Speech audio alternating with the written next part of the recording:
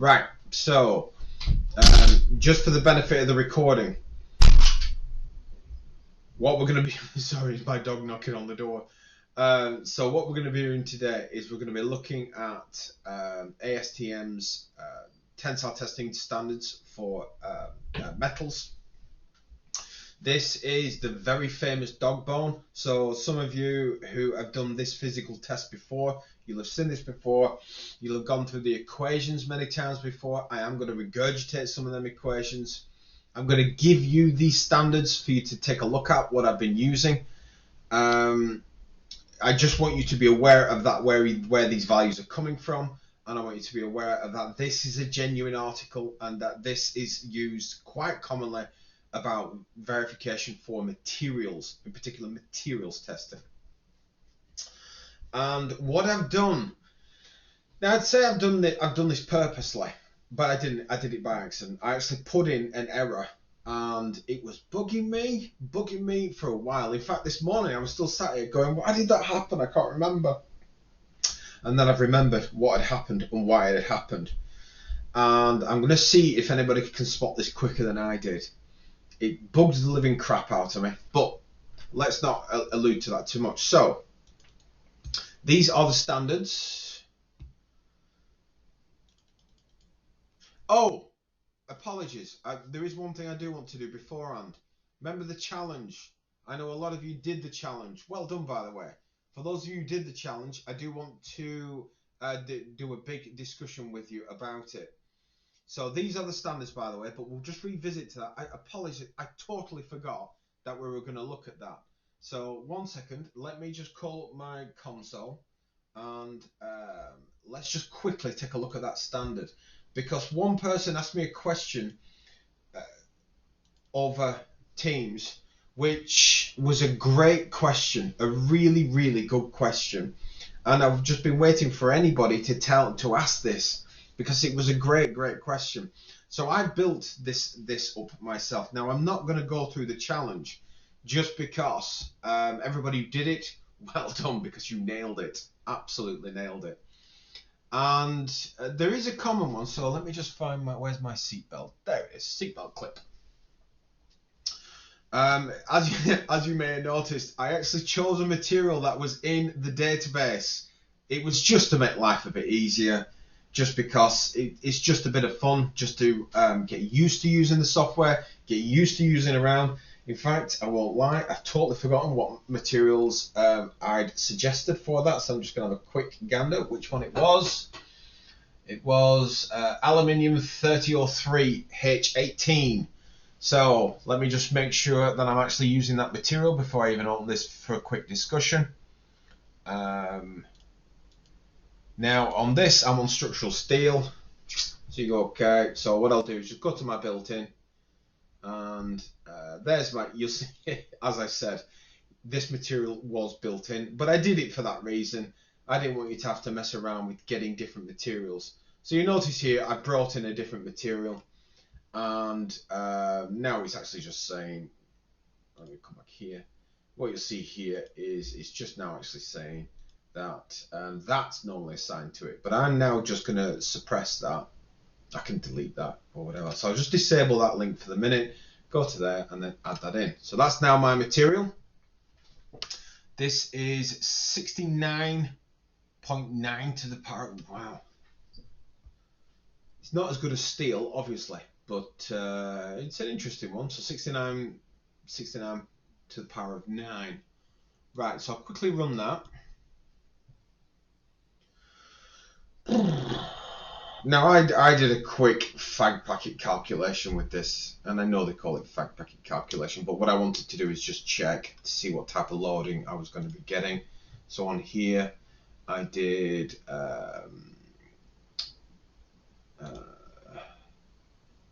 that's actually out, is that? Damn it, that's a shame. I'll have to fix that. That calculation has actually thrown me out.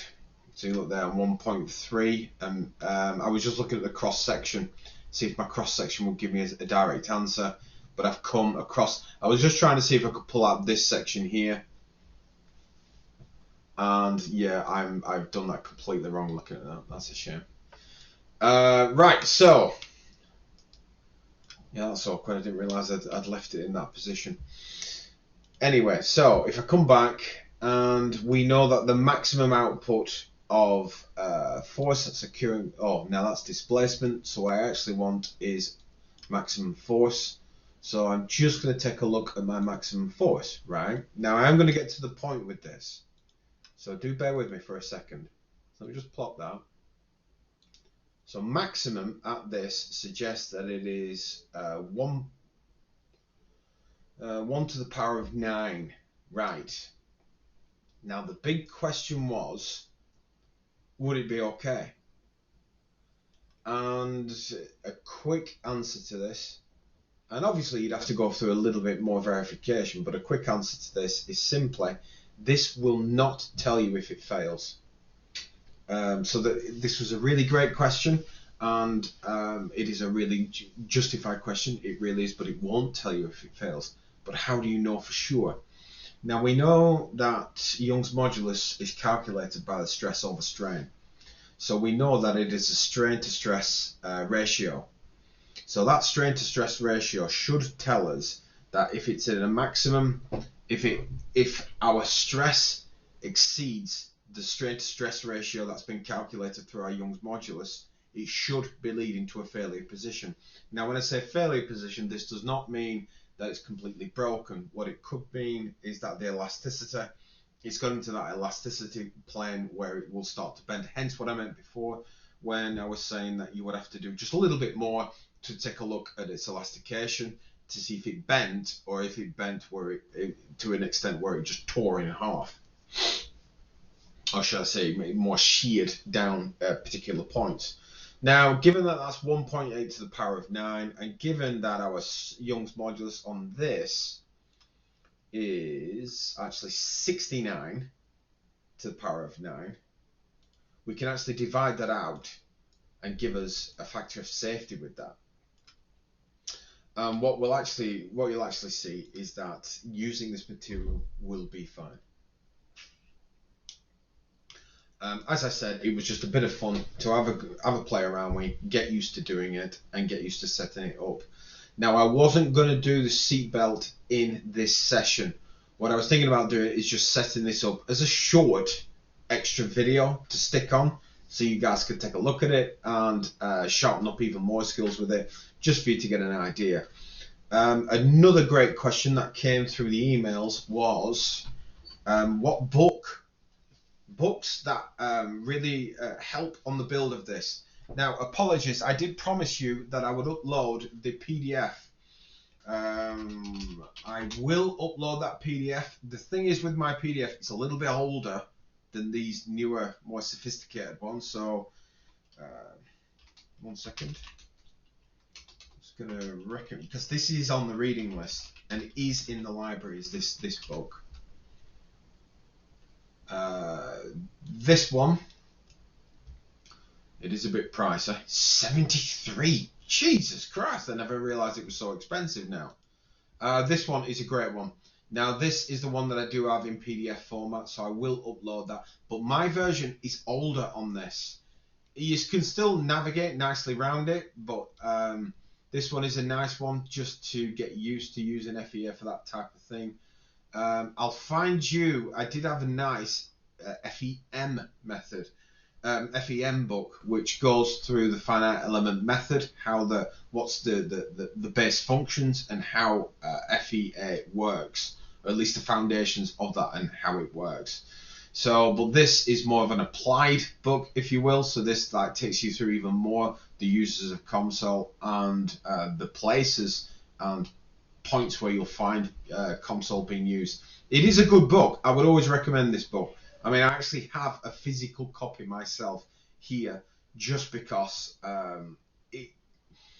Comsol's like MATLAB, like ANSYS, like anything else. When you first get into it, you kind of look and go, I'm really not confident as of yet. But this kind of just builds up a bit on that confidence. So I would recommend that one.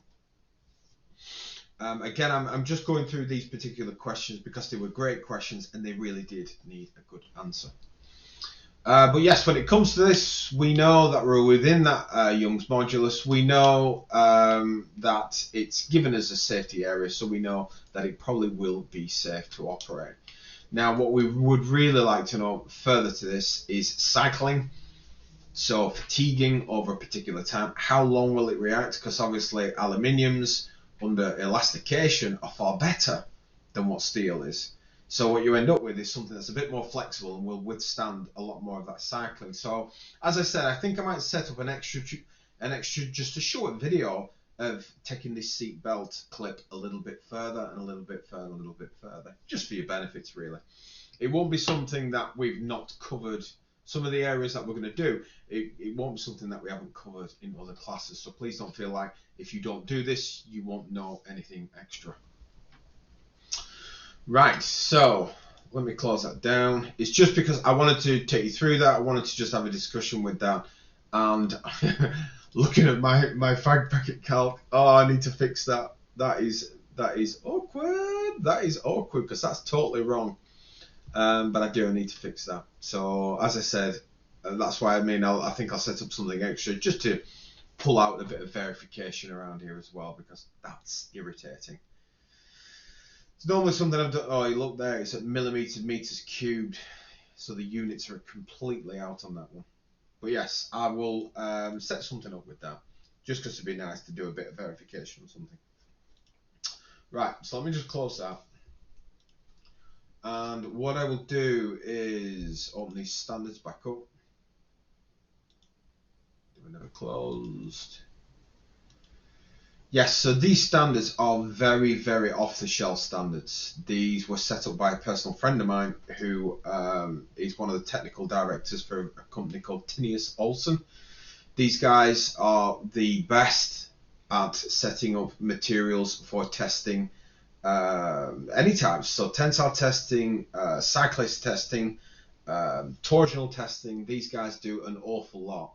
Now, Sean, who sent me the standards, Sean sent it to me just because I did ask him about doing this type of thing, and with all different types. So we've sheet type testing.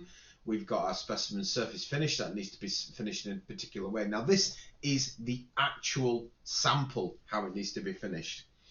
Now what we do is we set up an idealistic representation. Now this is our famous dog bone. I'm going to quickly taking you through this because I've set up something for it already, and what I did want to show you though is rectangular technique. Yes, it's not rectangular that we're using the standard almost dumbbell.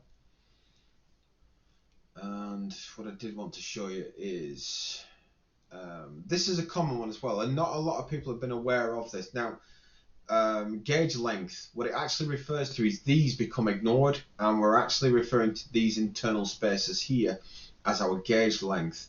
Now this is an indication of the things that went wrong for this test that I'm about to show you. I'll take you through. I say gone wrong, but it is quite right. Now this is the one that we're going to use, the actual dumbbell dog bone. Radial size, we have our diameter for here, we have a all important rad that sits on here. We have a gauge length, and we also have the overall grip, well, as they call it, the grip length. They call it the grip length. So look, a length of reduction section. Well, that makes me look a fool, but yeah. And in here, they'll refer to specific ways for testing, the loading that must be put on. The loading values that I've extracted, I've come straight from these. I'm trying to just find the exact recommendations for the loading.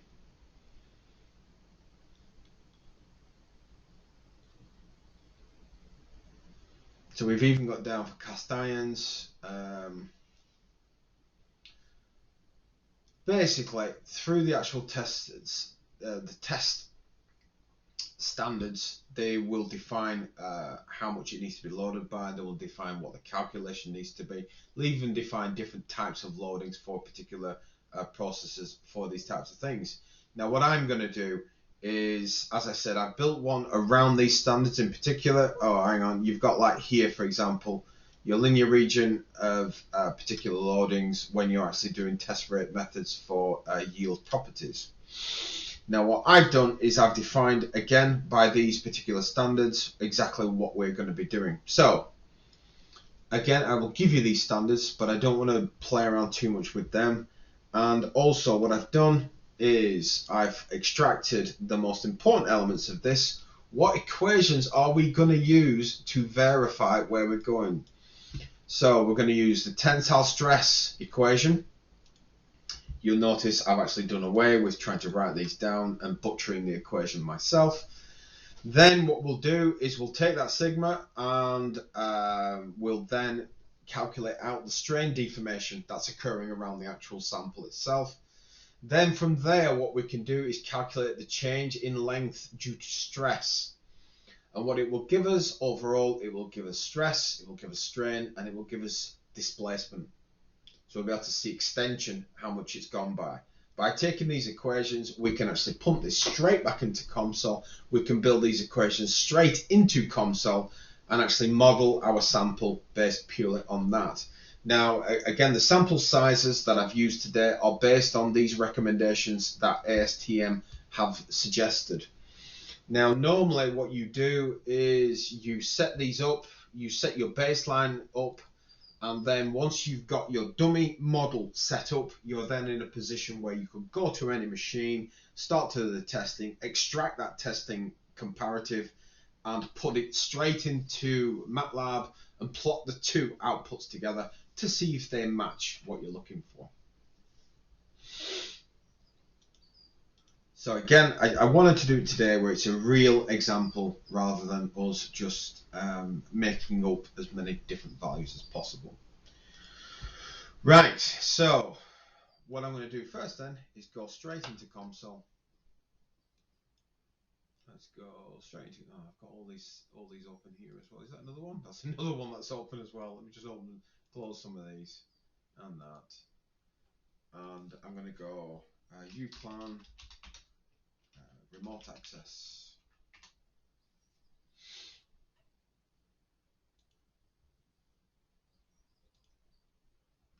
As I said, past here, we're going to be moving into assembly. And what I would like to do as well is also look at materials that are no longer isotropic. So I want to look at things that are orthotropic.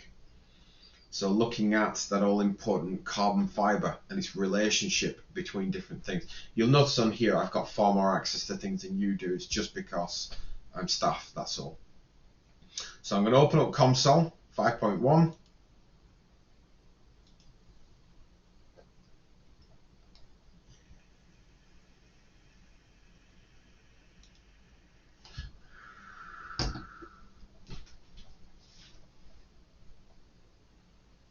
Any minute now.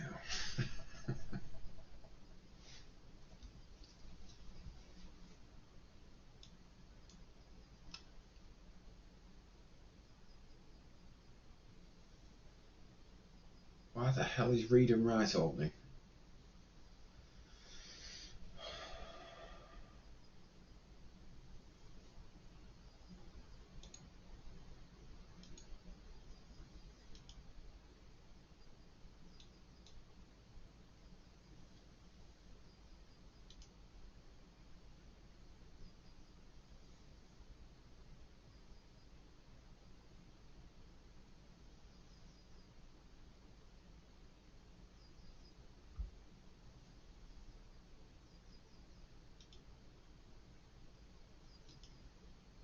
Oh, can I close that? Close that. There we go. That's better. I don't know why that's opened with it, but it certainly has.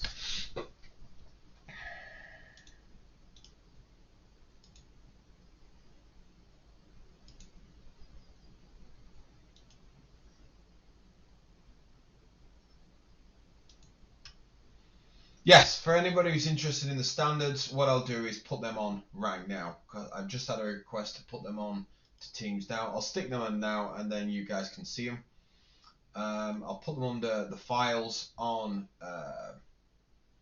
the site. So 2 seconds, I'll bring that back across and I'll just put these straight in here. There's loads of other standards as well, but this was one that's quite nice. I'll see if I can get that. I'll speak to my friend today and see if he can send me the more updated ones. Because you read them and you kind of go, some of these are quite old methodologies that they're using, but it's a benefit for what we're going to do. Right, so now there's many different ways of being able to do this. Many different ways of being able to do this, but apologies, just having a big old stretch. What I'm going to do is I'm going to model up different elements. So this is going to be three-dimensional.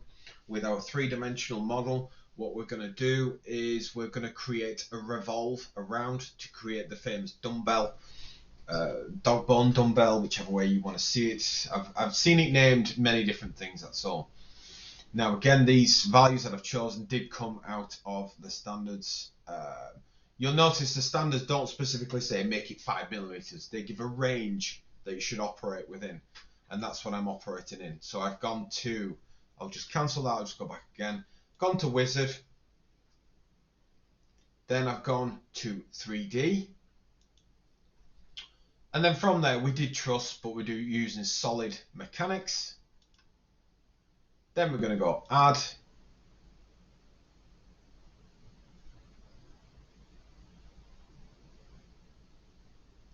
going to go to study, and with this I'm going to do another stationary,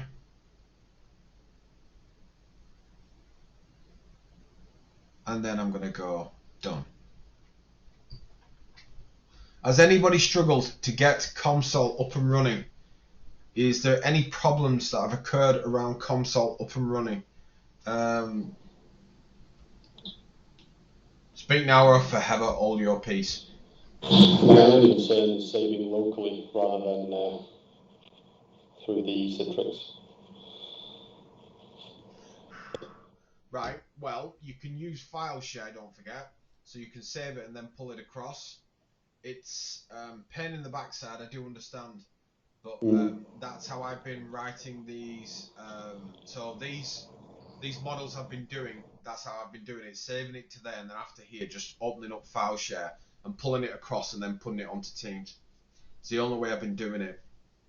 I mean, alternately past here, there is. I've been trying to see if there is a student version of Comsol, and there just isn't. Don't get me wrong, there is millions of illegal websites, but there is just no student versions. If anybody does come across something particular, please do let me know, because that's the most biggest frustration, really, that there's no real student download like some other softwares do, which would be nice if they did offer that, but from what I can see, they don't at the minute. A bit annoying, bit frustrating, totally get that. Right, so what I want to do is I'm going to introduce global parameters, and all these will actually do is these are going to allow me to offer multiple sets across multiple areas. Oh, 2 seconds.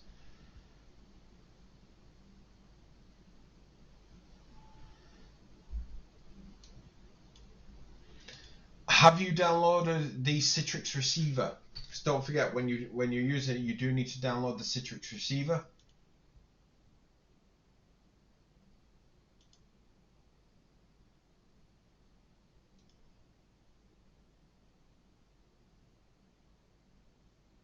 Is that by following the sites that Mike's just sent you?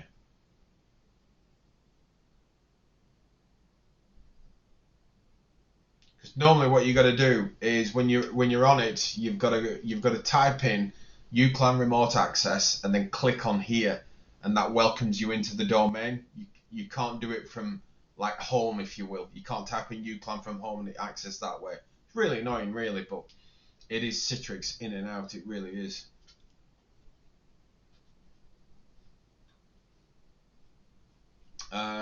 Right, so I'm into the actual structure. I'm now at a position where what I want to do is start to set up my variables. I want to set up what's going to control this, and then by setting this up by variable, it's going to allow me to start doing some even more sophisticated stuff. We are going to look at looping for design of experiments. and the idea of designer experiments if we wanted to circle things. Sorry, my dog was sitting still and I was thinking, what does she want? On global definitions, I'm going to right click. I'm going to introduce parameters. And all these is how we've modeled quite a few times before. So now what I've named some of these functions. So we're going to go thickness to weight, which will be our cross section. So I'm going to go TW. Again, I've pre-made this model, so that's where these values are coming from. So TW I set to 10 millimeters.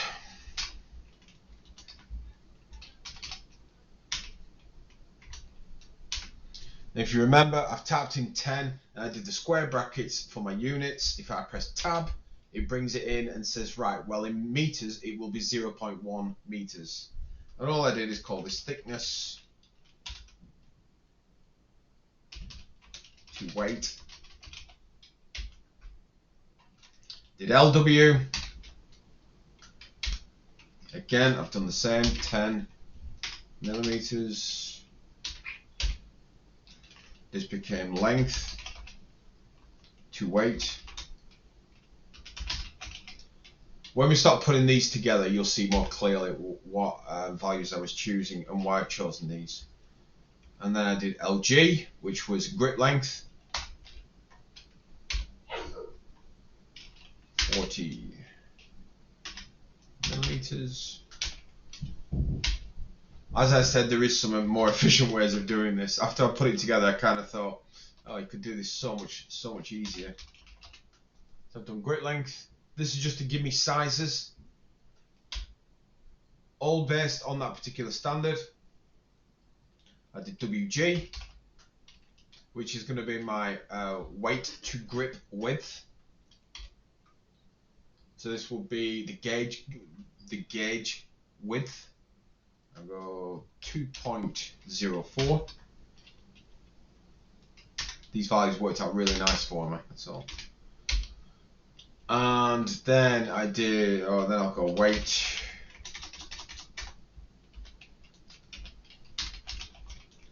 to grip width. Did LF.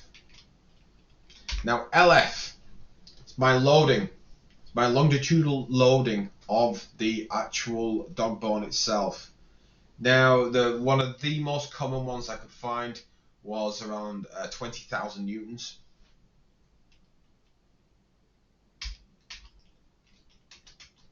So this is 20,000 newtons. So 20, 1, 2, 3, square brackets n.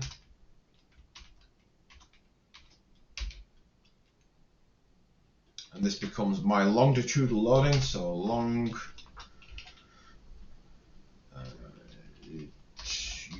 longitudinal. If I spell that wrong, don't judge me. I spelled that well wrong. Longitudinal loading. I'll call that load. There we go.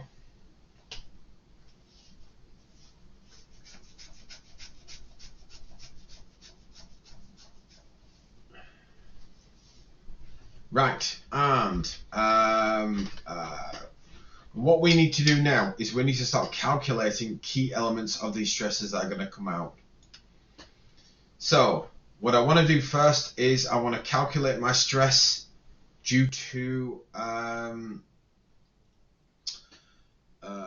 gone blank. my stress, my compressive or tensile stress due to normal loading. I have to think then. So one of the main things that I need to know is what the rad size is going to be, what the rad itself is going to be. So normally what I'll do is define that rad. So I'm going to go T rad, which is the tensile point rad, and it's the rad that I put onto it. I've chosen some really crappy names here, I'm just looking. And I'll go 0.00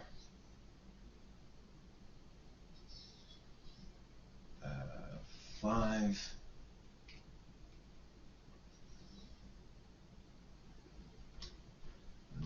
5. Yeah, as I said, I've checked these. Well, I've used these values anyway. Now this came from an error that I found in the model that I had set up, and the reason I've got this here is because it really will spell out exactly what went wrong for me and why it went wrong the way that it did. It is quite useful to see it, so trust me, I'm not just taking you down a completely crazed avenue.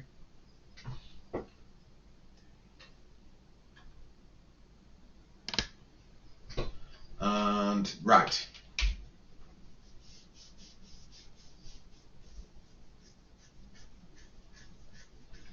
So what I want to do is calculate my stresses.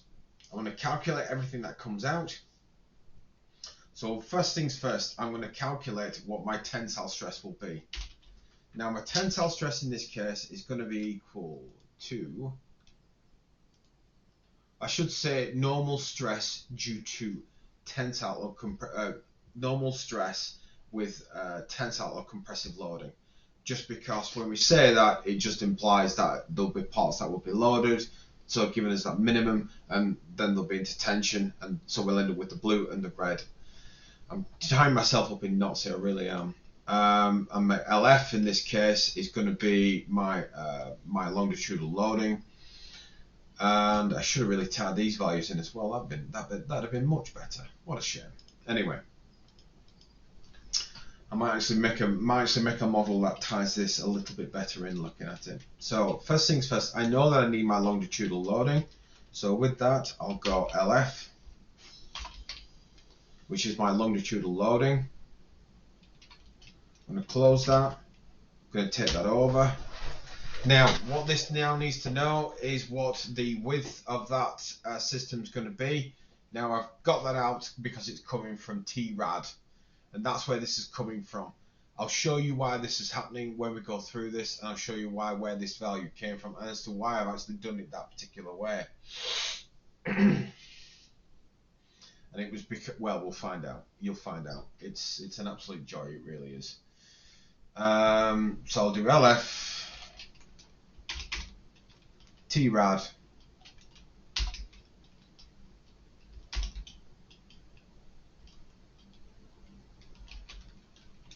and I'm going to go all squared.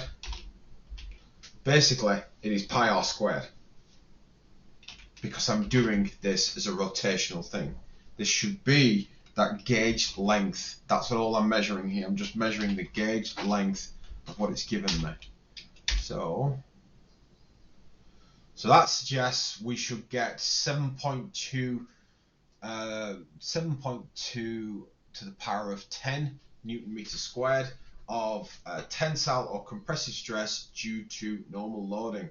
So I'm just going to write that in. So tensile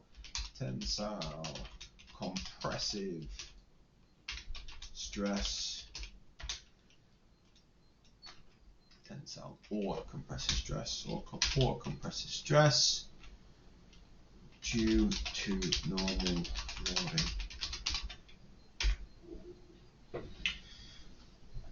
Took me a while to get this model set up nicely, and I'm just really looking now and noticing that the values I've chosen are a bit shoddy. I could do with a better model. What I'll perhaps do is I will rebuild this model after this. I'll rebuild this model with more values that tie into everything else, just because I can see that anybody would open this model up and you get a little bit confused. So what I'll perhaps do is tie some of these variables in a bit better. I'll stay with what we're doing here, because it is still just as good for us to run through. So now we know that this equation is running. So what I now also like to have as well is, because I've got my tensile stress that's come out, I can put that over my Young's modulus, and that should then give me what the strain is for this deformation. Now I am going to use just a default in this case. I'm going to use structural steel. So what I'll do before I do anything is I just want to add this in. Now this is a different way of doing it. This is called global materials. Sounds really sophisticated. All it means is if I have millions of models down here, they can all rely on one material. So it just keeps everything consistent, keeps everything following the same thing. Rather than if I go down to here, for example, and add a material in that way, What it actually does then is it just allows this component to use that material. I do like to share the materials, because then if I make a change, everything is updated. Some prefer different ways. It is purely down to what your approach is with it. But what I'll do is go right click, I'm going to add a material. And again, you can probably think, well, technically we don't even have any geometry yet. What I'm doing is setting up the foundation, so we just start hitting buttons and it will start to give us the all-important solution that we're after. And I'm going to use my structural steel. What I'll do is I won't use my recents. I'll go down to my built-in, because I do like you guys to see exactly where I'm pulling these things from. So structural steel sits here. And I'm going to right click, and I'm going to actually see there, that's a good one as well. You can either add to global materials or you can add to component one. I always add it to global, just in case I think, you know what, I'm going to try this and try that, try different things and see what happens. So I click over, I'm going to add to global, and I'm going to close that. The one thing now, one of the developers from Comsol did tell me you could do it. I have never had any luck with this. See where we've got this variable? I said to Comsol, surely you must be able to just use this as a variable and tie it into the parameters to kind of, if you will, call that value. And they went, oh yeah, you can do it. I tried what they recommended and I still cannot get the bloody thing to work. Tried all sorts with it. Oined the crap out of me, so it has. So, frustratingly in this, we're going to have to assign that Young's modulus in there as well. But we know it's 200 to the power of 9 pascals. So what we're going to do is replicate that completely. I'm just going to, what I'd like to do is just move this down. I like to keep my equations separate. So what I'll do is just type in E here. And we're going to have 200 E to the power of 9. Square brackets, P, A, and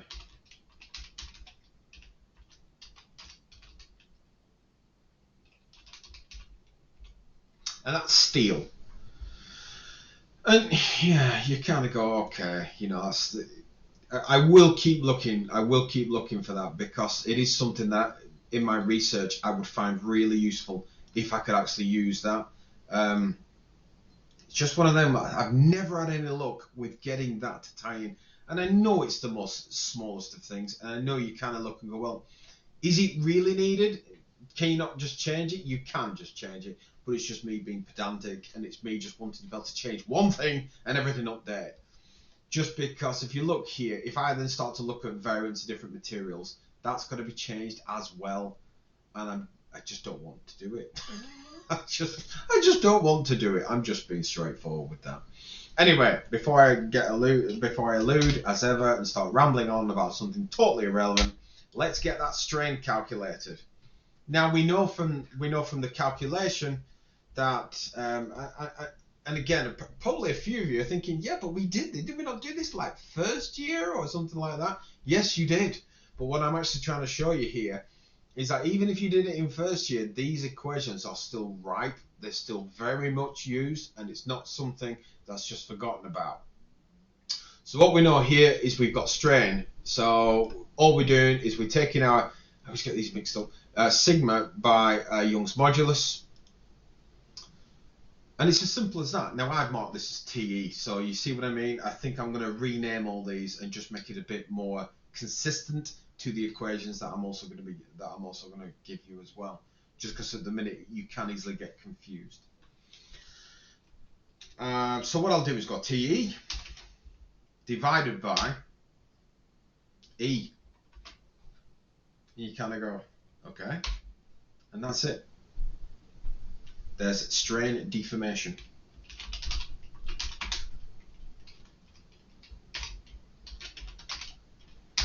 But the beauty is now, we're not going in blind.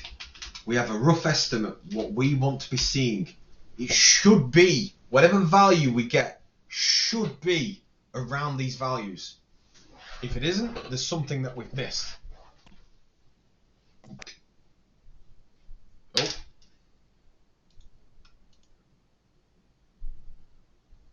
or for a second I wasn't sure if I had a question. Apologies. Have I got one? No, all's good. Oh. Right, so apologies, 1 second.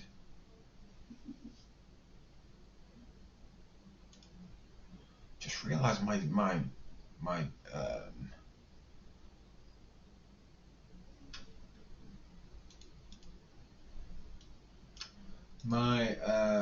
according to my own calculations, that has come out much higher than what I'd originally put it at. Have I put enough zeros there? Let me just look. It's come out to the power of 10.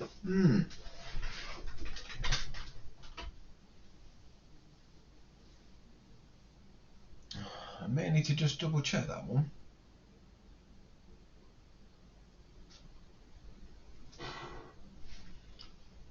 Ah, wait a minute. That is too small. That's more like it. Just looking then. Now what I've done is 0.005. This is actually, well, I need to take you through where this has come from and why that's there. Because it was one of them things I was going through and I was thinking, why did that happen? And yeah, it just bugged the crap. So before I allude to that and go on a tangent to this, what I do want to do is just continue and just keep taking a look at what it is that we're essentially looking at. So what I'll do is go SL. Now with my SL, I just called this for change in length. So this change in length is now purely calculated by our delta L is actually given by sigma and G, and by our Young's modulus, which G in this case is our longitudinal loading. Again, I could have really tied that in. I'm kicking myself with this. It is our longitudinal loading. No, it's not. Sorry, it's our grip length. Making sure that's right. Because what it needs to know is it needs to know the original length. So what we'll do is say TE. Apologies. There you go. Bracket. Because this is going to go above TE.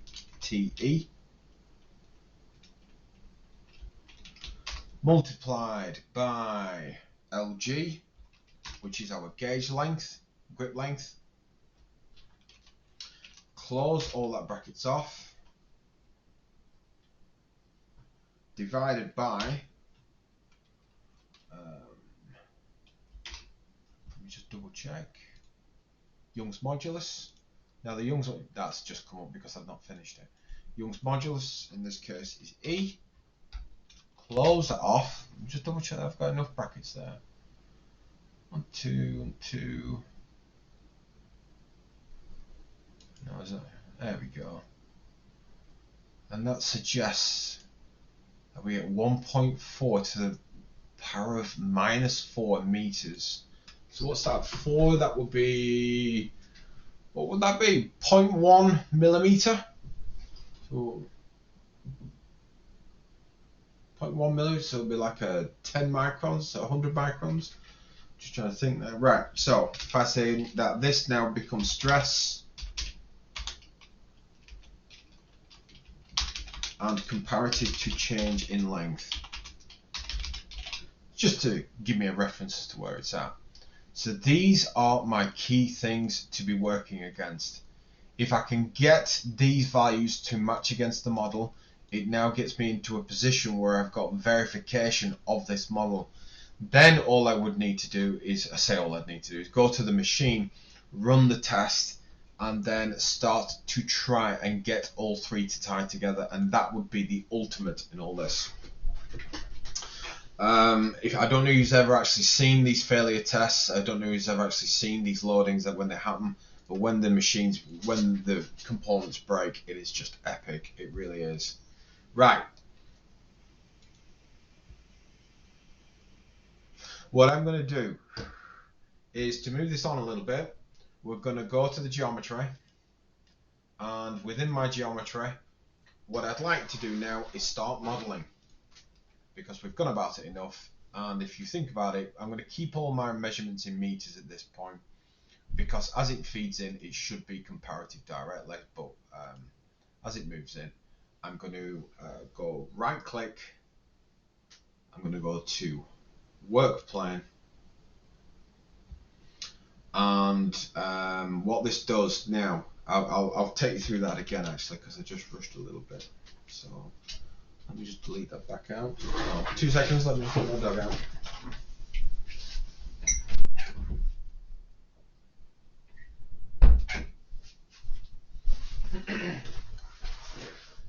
Again, I'm just going to delete that because I want to show you what I just did.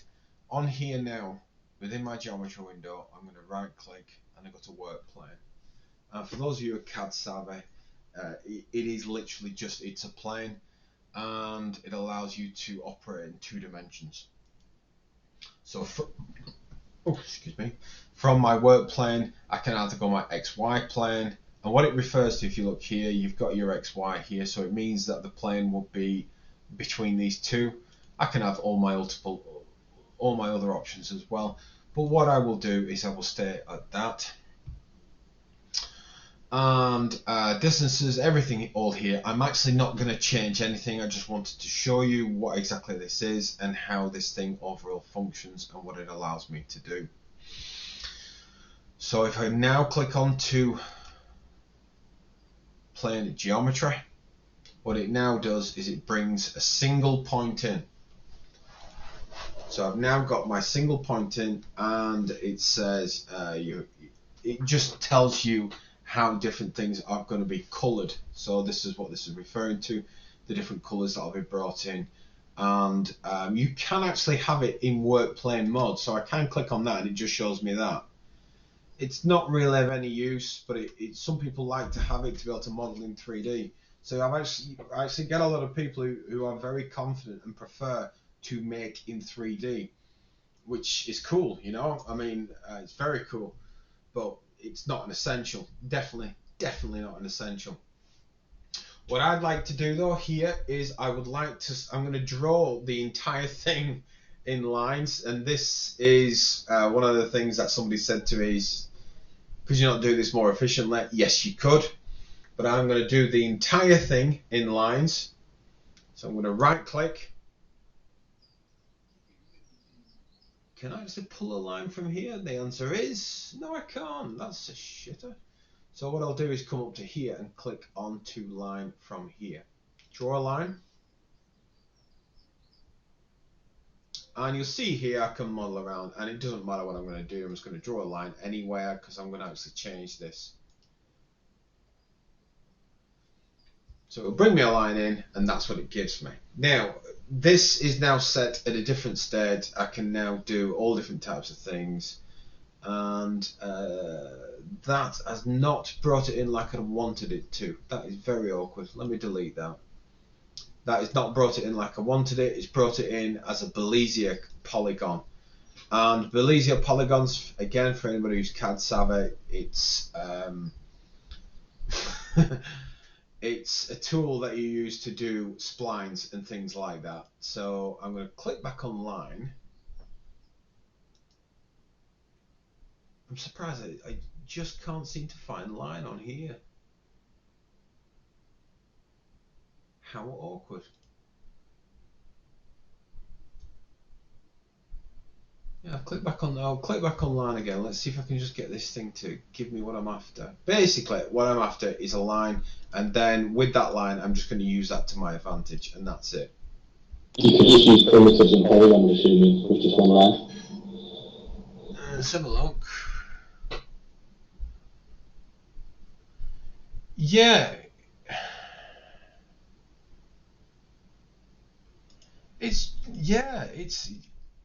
It's not. How bloody awkward. Let's try primitives.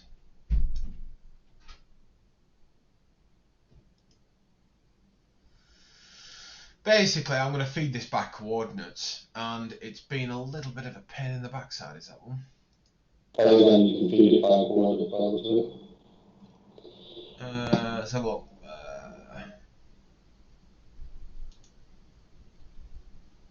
Let's just use single Okay, let's try that. Hang on a second. Basically, it's a segment, and yeah, for the first time, the trouble is we're now operating on a new version, and this new version has moved all the tools around. So I'm finding myself sat here at the moment thinking, where is that tool gone? So I could draw. Okay, let's try polygon then, and let's draw by single point, and then let's put on. No, it's not playing ball. Just give me 1 second, because that's really caught me off with that. I should That's remember. right for me. I can go to the XW and do like 0,0, and that then is YW and do 0,1. Honestly, Joel, that is exactly what I'm looking to do, and yeah, it's okay. Let's add linear. Oh no, hang on. Let me just delete that curve out. He's bringing it straight in as a Belize curve. It's literally not allowing me to. Let me just try that again.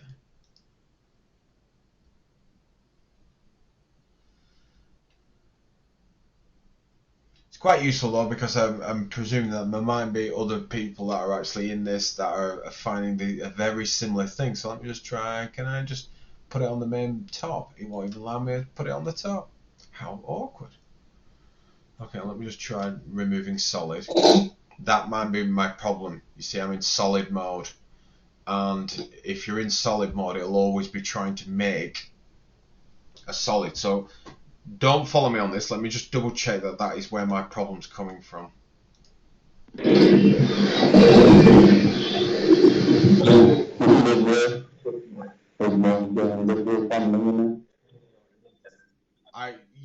Your volume's so high. I didn't get any of that.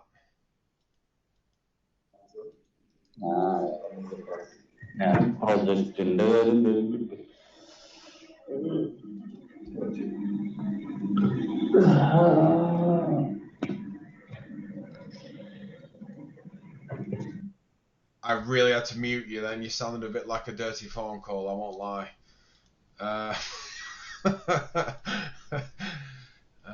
Well, that's really caught me off. Like, just won't let. I tell you what, I'm just going to try and draw some lines and see if it'll just allow me to just at least make that as a piece.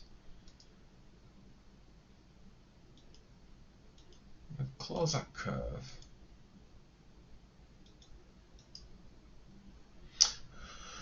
Well, okay, then if that's how it must be, then that's how it must be. We're going to have to do it slightly differently. I was hoping that it'd allow me to just put in basic primitives in this case to build this up by lines.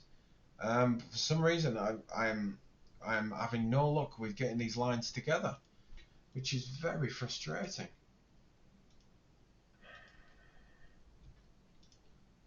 Let me just see if I got any. Let me go snap. Pull my snaps off as well, just see if that helps me out in this case.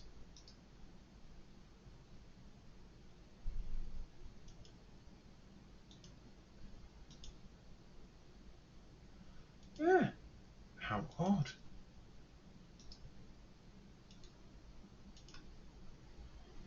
How embarrassing. This system normally is mint, and today it's not playing ball at all for me.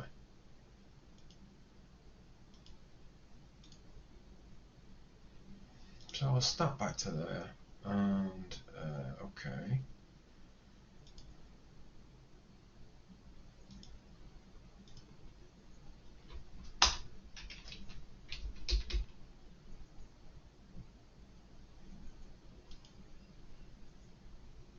Let's line in.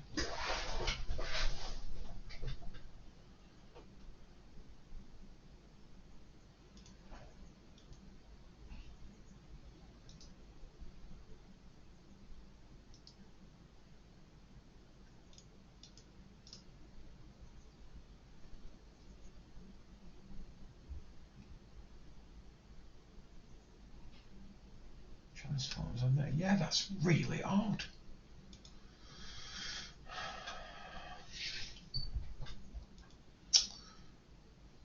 Let me click back on that line, onto my Bezier. Yeah, it's still bringing it in as a Bezier curve, and it's not a Bezier curve at all, it's just continuously setting. Right, let me just check on here.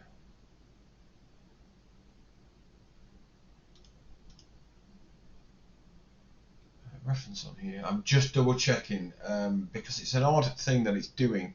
It shouldn't be bringing it in the way it's actually bringing it in, but apparently it is. Into here, word blends.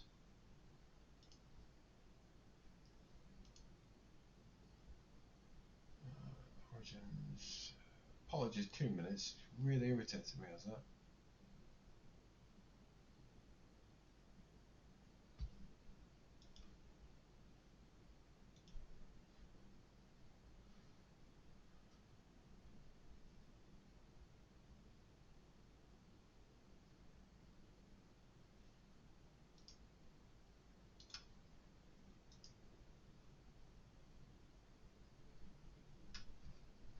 How odd. I'm gonna have to scrap that way then. That's bloody annoying, is that? Because for some reason I just cannot get it. Well, I've tried Polygon, and we may have to do this slightly differently and see if I can do it that way. I will leave it as an open curve, and then let's try joining. Oh, you need at least 2 vectors. Right, okay, fine. So what I'm going to do then is just do this a little bit differently. For some reason, it's just not giving me my line, which is the oddest thing I've ever seen.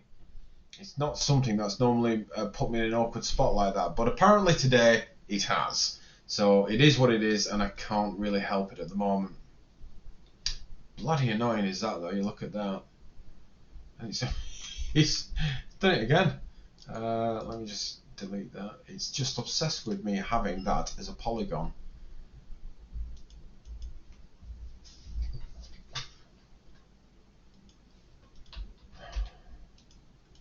Have I frozen? Oh my god, this is a nightmare.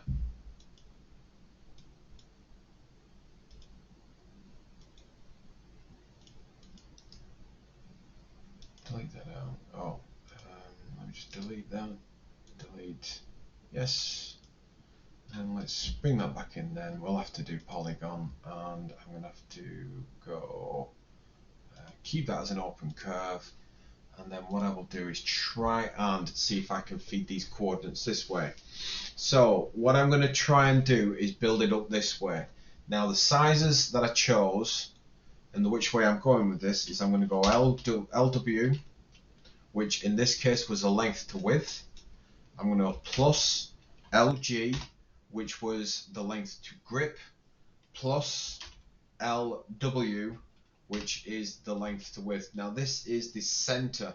For anybody, I always refer to CAD savvy. It's just anybody who's aware of how to do this. Now, all this is going to do is it's just going to create me a length across the middle, and that's all that will do. And then, obviously in my Y, because I'm not moving in any key direction, I'm just going to type 0. And then I'll build that, and it should, at least 2 vectors are needed. Swine.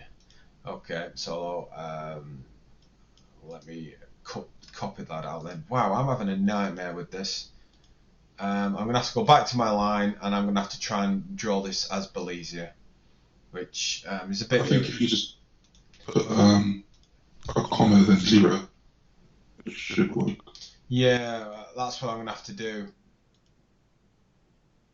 So you see here, I'm going to add it in that way. So I'll build the whole thing as this process.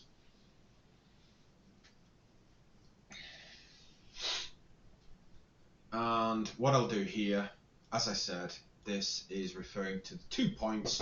So this is referring to point 1 and then point 2 of that line. That's all that this is. So my point 1 in this case is going to start from 0. So this is at the beginning. My point 2, this has really irritated me, but We could do this by division, which it will take the whole thing in a different direction, and that's why I'm still staying to modelling it this way.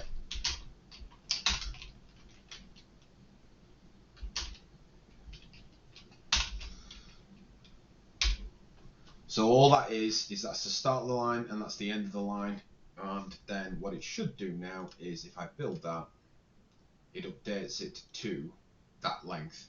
And that length is the overall length of the whole thing itself. And are you after multiple vectors by any chance? No, all I've been after with this, Matt, is just to give me a rough estimate as to, well, not a rough estimate, it's just to allow me to draw lines based on coordinates, based on the start point, the end point. And that all I'm actually wanting to do with it is just to keep adding more lines into it. So if I click on line, it should have been, as much as frustrating as it is, it should have allowed me to just draw it like that. But what it's doing is it's bringing them in as Belize's.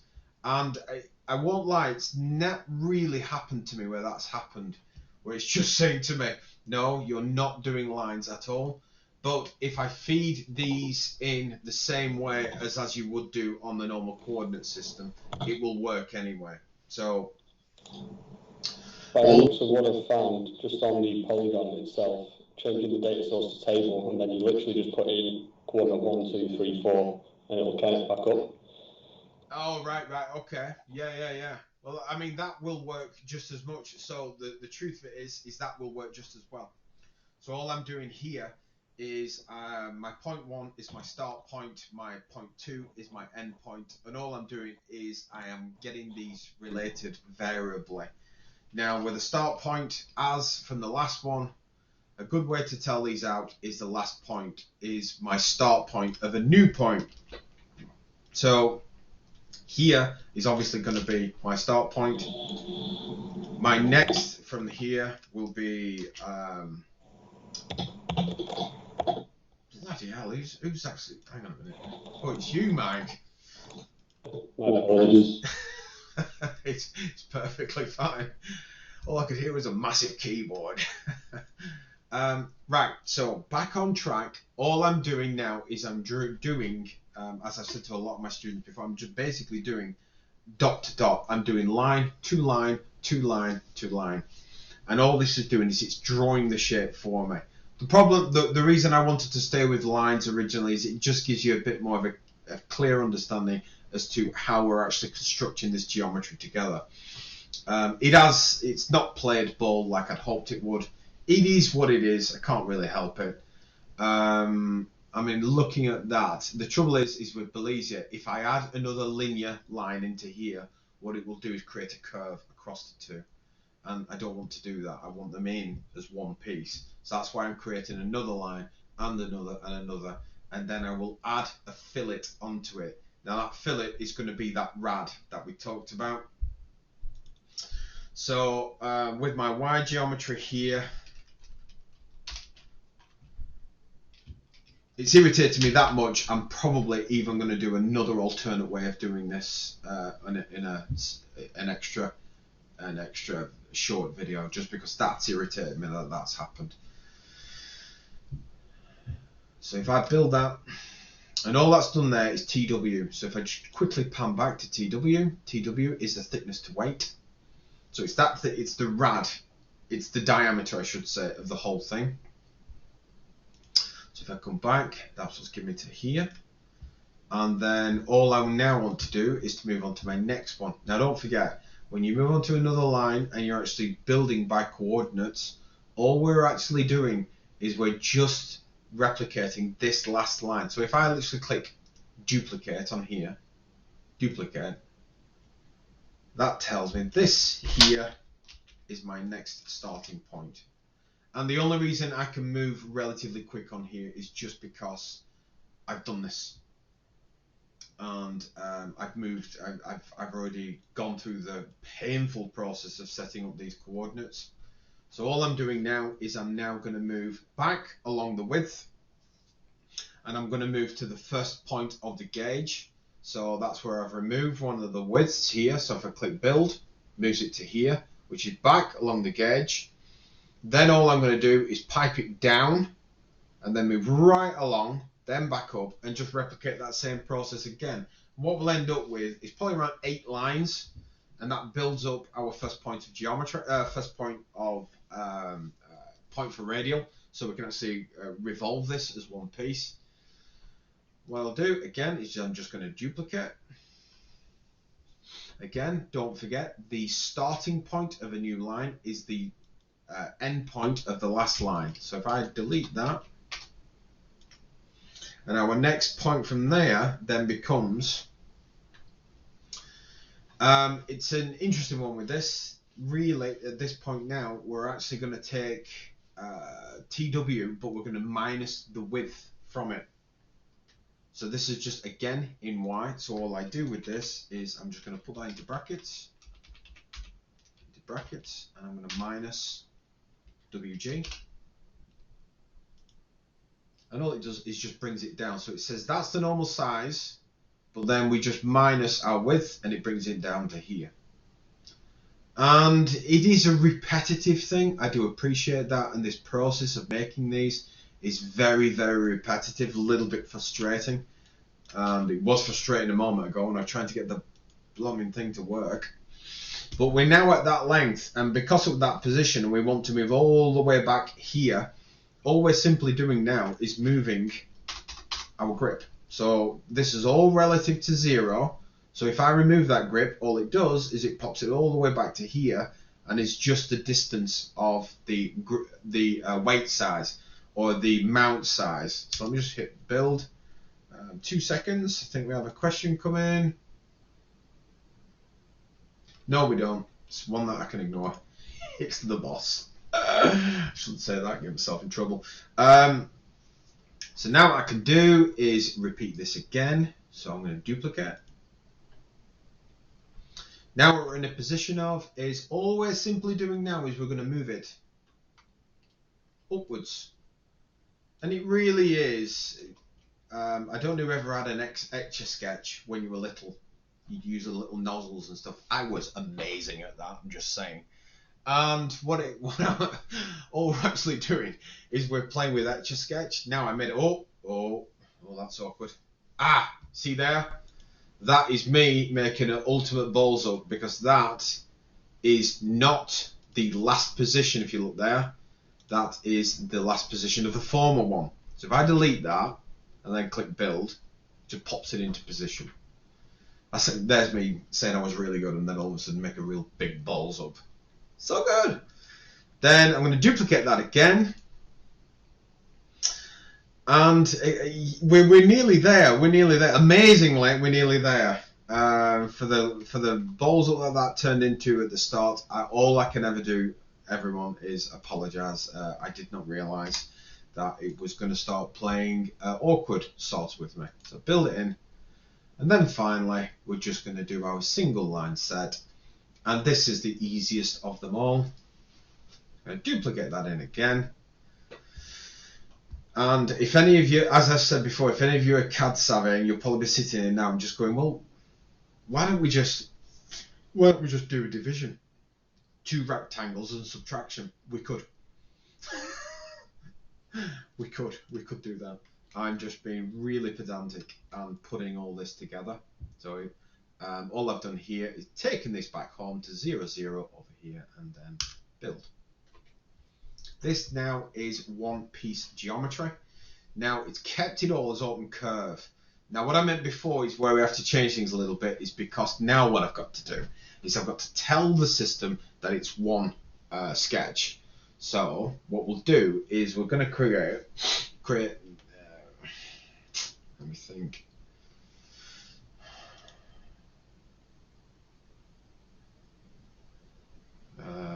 Yeah, what we'll do is we'll convert this to solid. So I'm going to convert this to solid, and all I do now is I click here. I'm going to click every single one of these lines, and what it's going to do is it's going to come in and say, right, I am now a solid piece. And then what we can do is say, right, revolve your solid piece. Is that in?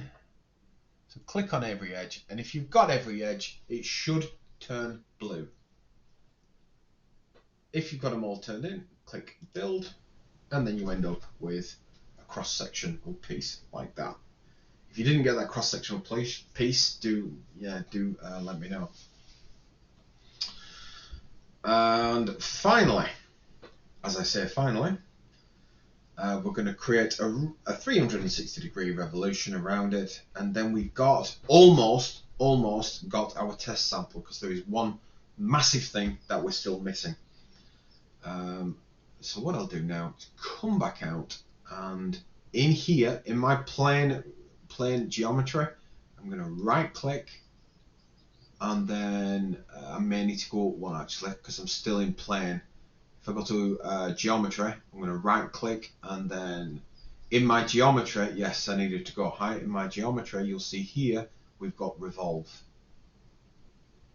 From there, I go revolve, and you see here it says, right, that's your point of axes there. Is that the axes that you want to use? No, it's not. So you see here it says I've either got point of axes around, or I've got directional rotational axes. Here it's saying one will be active in Y. I don't want it to be active in Y, so I'm going to change that to 0. I actually want it to be active in X, because if you look, X is our point of axis. Click there. And that is a point. Oh, I want that to be selected. I'm going to do a full revolve. If anybody's interested in particular angles of it, you can bring in your angles and choose the distance that you want to move to. It depends what it is that you're actually simulating, or what it is, what types of behaviors that you're looking at. And if I click build, it builds me my first step for the sample, or as they like to call it in the States, the specimen.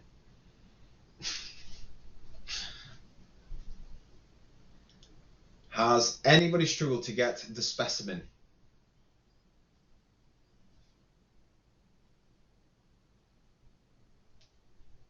Awesome. Right. So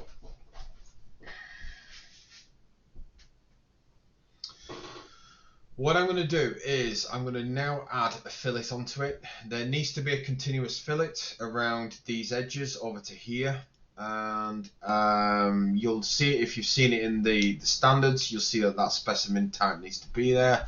So what I'm going to do is go to, where is my geometry? 2 seconds. I just need to find where my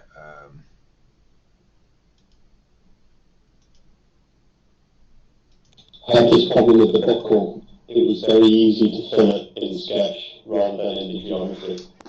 Yeah, now you can fillet it. Now, because of the way that it is here, and the way how I've fashioned this, we should be able to fillet this quite nicely. And I'm just looking to find where the hell my fillet is on here. It's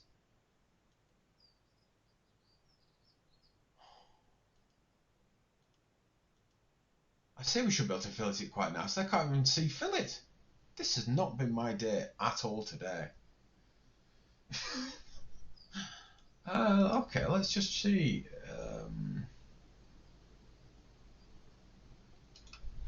Well, if that's the way it's going to be, if that's going to be a massive pain in the arse, then let it be a pain in the arse.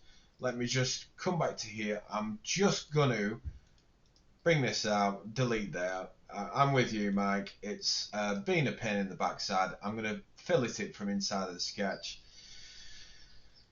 I am really going to look at what's happened with that today. It's really surprised me, some of the things. So I'm going to fillet. My fillet in this case is going to be 0.02, and I'm going to take it from this point, and this point, and then build.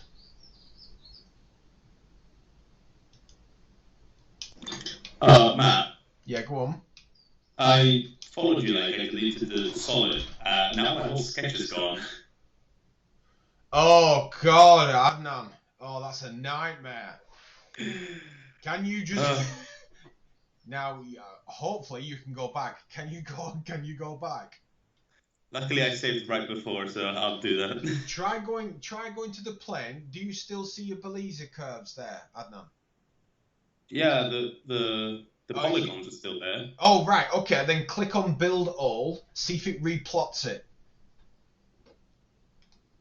Whew. All right.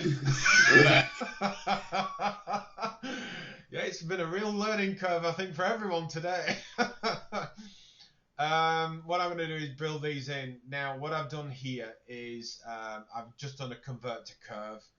At the minute, it's been a pain in the backside for me this morning. And again, everyone, I do apologise with that. I wanted to didn't want to spend a long time actually modelling this, and it's just turned into one frustration after another.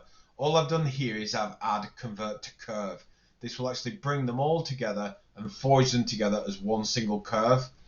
And what I can do with that is when it's one single curve, adding a fillet should be, as he says in a very nervous turn, it should be straightforward for me to add my rad size of 20 mil.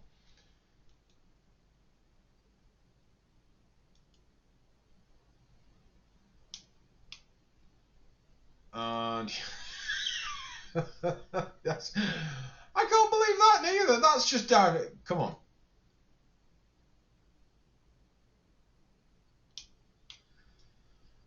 Oh my goodness, I'm having a nightmare with this. Right, let me just try deleting that then. This is making me look incredibly unplanned, but I swear to God I've had this planned, and this damn thing is just not playing ball at all. I'm going to try this again. I am going to have to fix this. I can see what's going to happen here. I am going to have to fix this. I'm going to try bringing this back to solid again. I'm going to try taking it back to revolve. I don't know why it's not playing ball like I wanted it to this morning, but it's really not playing ball at all. So all I can say with that to everyone is I do apologise with this. It should have been playing a lot better than what it has been, but it's just not been my friend at all this morning. And some of the tools that should have been here, I genuinely can't see where they are. So even lines are starting to vanish. Doesn't give you a lot of security. I do appreciate that. But what I'm going to do is just see if I can pull in from here. Primitives. Your 0.02 radius is too big compared to the obviously Dogbone size of it. It might be 0.002. 0.0. Oh no, it should. Because basically there's a function in that fillet. At the minute it's creating an equal fillet size, and what I'm actually looking to do is put a special function into that fillet. And that was my point, and that's why I wanted to specifically defeatured. That's why I wanted to specifically go through that particular point. It makes me wonder whether this is coming from Belize, but tell you what, I'll go back to that again and I'll show you what I mean, mate. If you notice the dimensions, you're working from 0 to 0.005. So the 0.02 radius is too large. I'll show you what I mean though, if I can actually get this thing to work.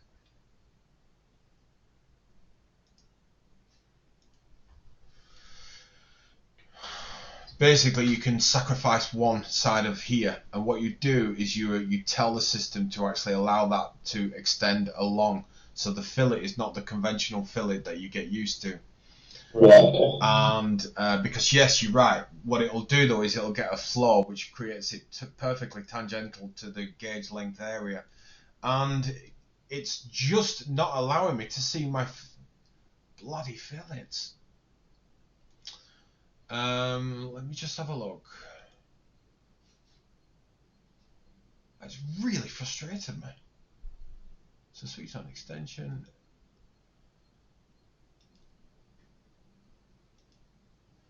It's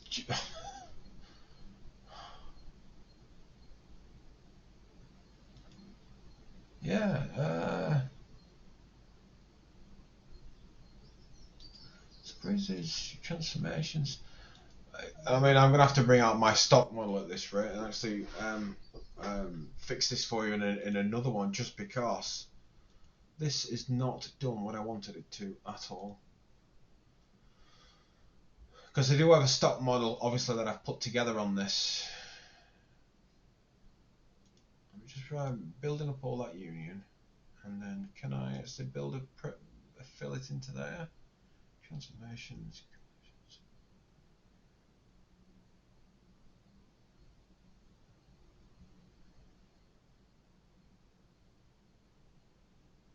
Damn it, that's really frustrating.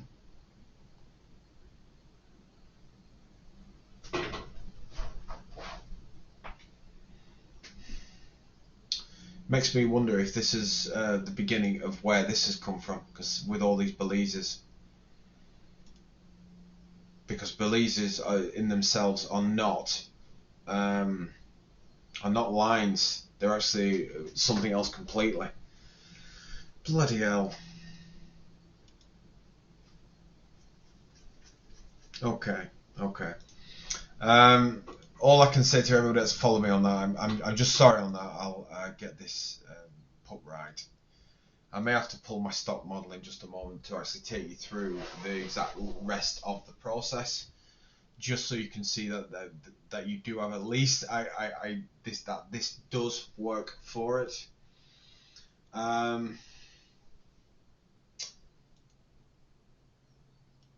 Shit balls. Right. Okay. I will rerun this build again. I'm gonna have to just take an alternate way of approach towards this now. It's just not playing ball with me. So apologies for everyone, but I am gonna have to quickly rechange my approach towards this to make this a little bit more quicker, because it's just not been friendly with me at all. I will fix this, and for that, all I can say is I'm just sorry with that. It's frustrated me, really annoyed me as that. So what I'm going to quickly do is I'm going to build this up in an alternate way, because I have built this up in an alternate way already, and I built this with rectangles, and it was a quicker way of being able to do it. Now, of course, this just means that all I'm going to do is quickly draw 2 rectangles, and these, well, 3 rectangles really, but these should allow me to define the size and the subtraction between the whole thing. Right, so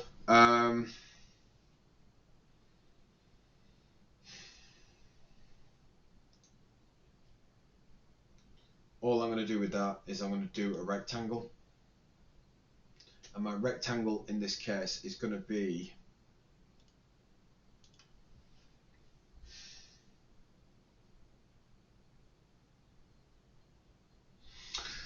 no, that's not going to work neither. Ball sacks. Right. I know I keep going backwards and forwards here, and I know this morning this session has turned into a bit of a disaster, so I am going to re-record this and take you through this process again. I'll pull my stock model. This is my stock model, and what I'd like to do is to show some important elements of what was pulling out. Now that is my original model, so the lines drawn the exact same way, nothing is different in that at all. Why it wasn't giving me them tools, I don't know. I do need to look. I do suspect it is because it was Bezier curves. Bezier curves, as I said, they are curves. They are not lines. And because they are curves, it probably saw them as something that couldn't be filleted between it. Then what I did is move to a revolve, and obviously converted the whole things to solid, so everything becomes solid. And the fillet. Now, what I was trying to explain is, when you're doing solids and you want to do a fillet, which is like this, these are edging. Now, the edging that's on it, Mike's point was absolutely bang on. The size that I was trying to use is too big. It's a monstrous size, so technically it should fail when it tries to do it.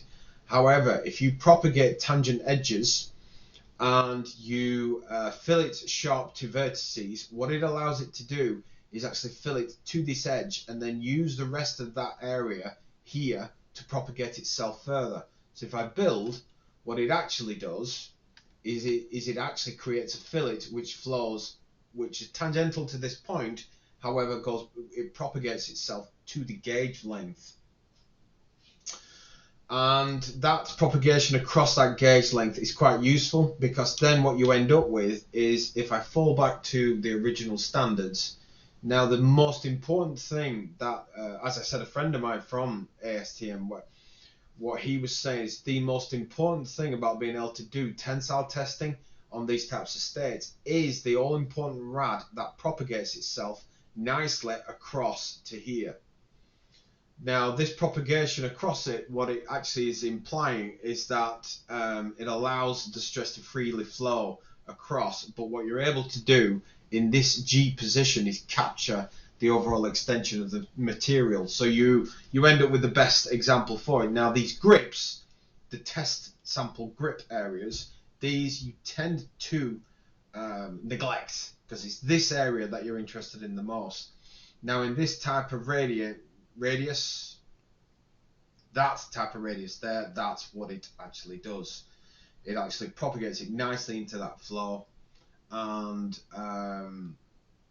it will give that position for us to operate better. So you're right, mate. That's what my point was with it, of that I am operating at that size, but I'm operating at that size for a particular reason, because I wasn't after the ideal type of fillet. Because again, if you pan back, that is not the ideal type of fillet. It's more of a tangential behavior from the gauge to the grip itself, which is what I was after. So it kind of just explains why I was doing what I was doing.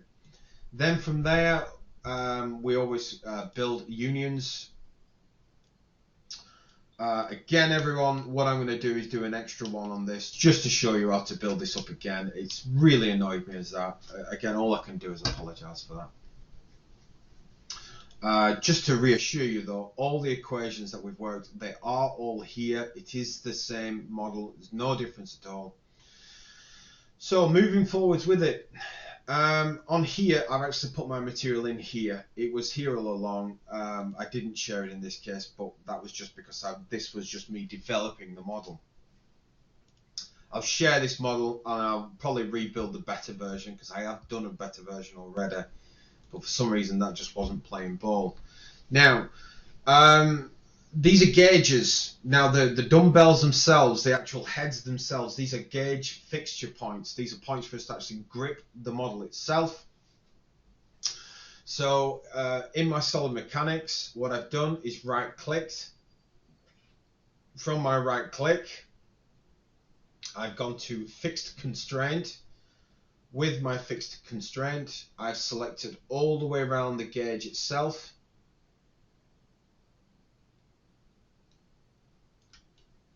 From my boundary, my LF is my longitudinal loading force. It's moving along X.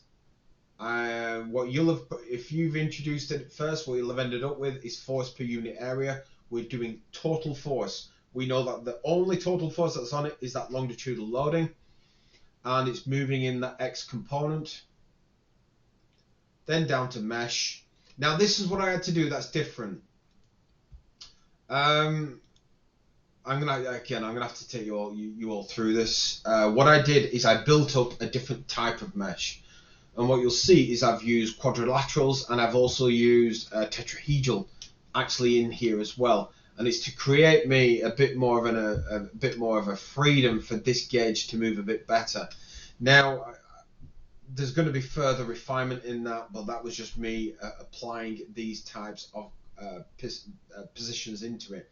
And if you remember last week, we actually used a sweep, and what I did find is using a sweep made this even more accurate. And by using quadrilaterals, the quadrilaterals in this case do allow it for that linearization across the gauge, to take into consideration that it's into extension. And then I've got tetrahedrals on here, because what it will do then is it will calculate what's left and add tetrahedrals to anywhere where I haven't added quadrilaterals straight in there. I've used an extra fine refinement on it, and then what I did with it is I ran my simulation. Yeah, that's turned into a bit of a disaster. Again, I'm going to record some extra for this because it is a great example, and it's just annoying me that it's let me down so much this morning.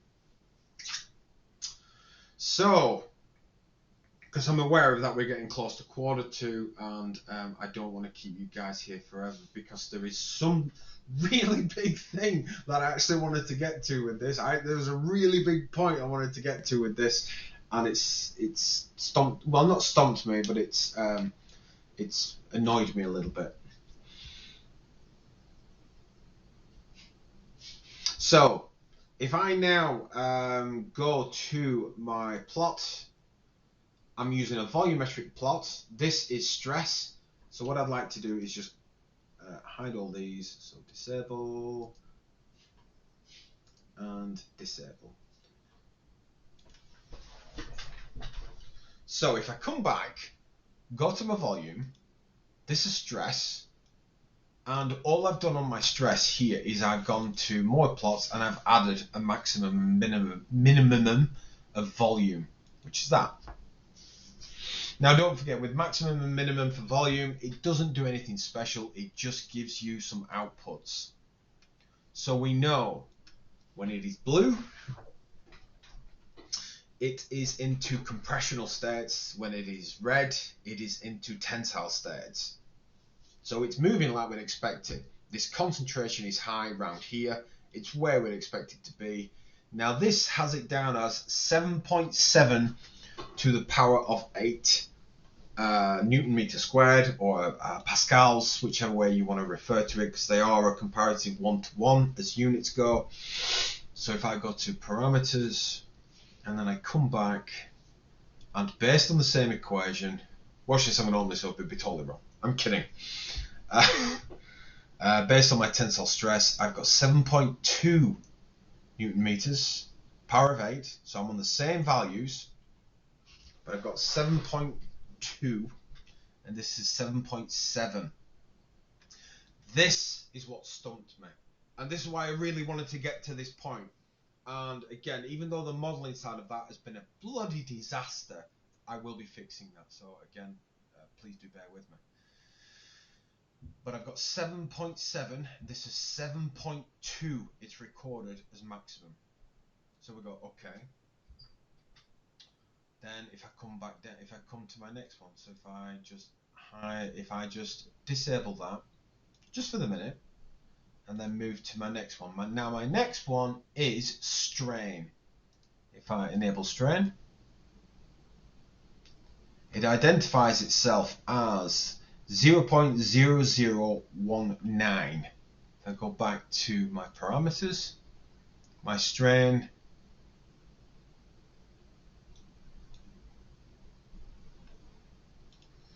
my strain is out.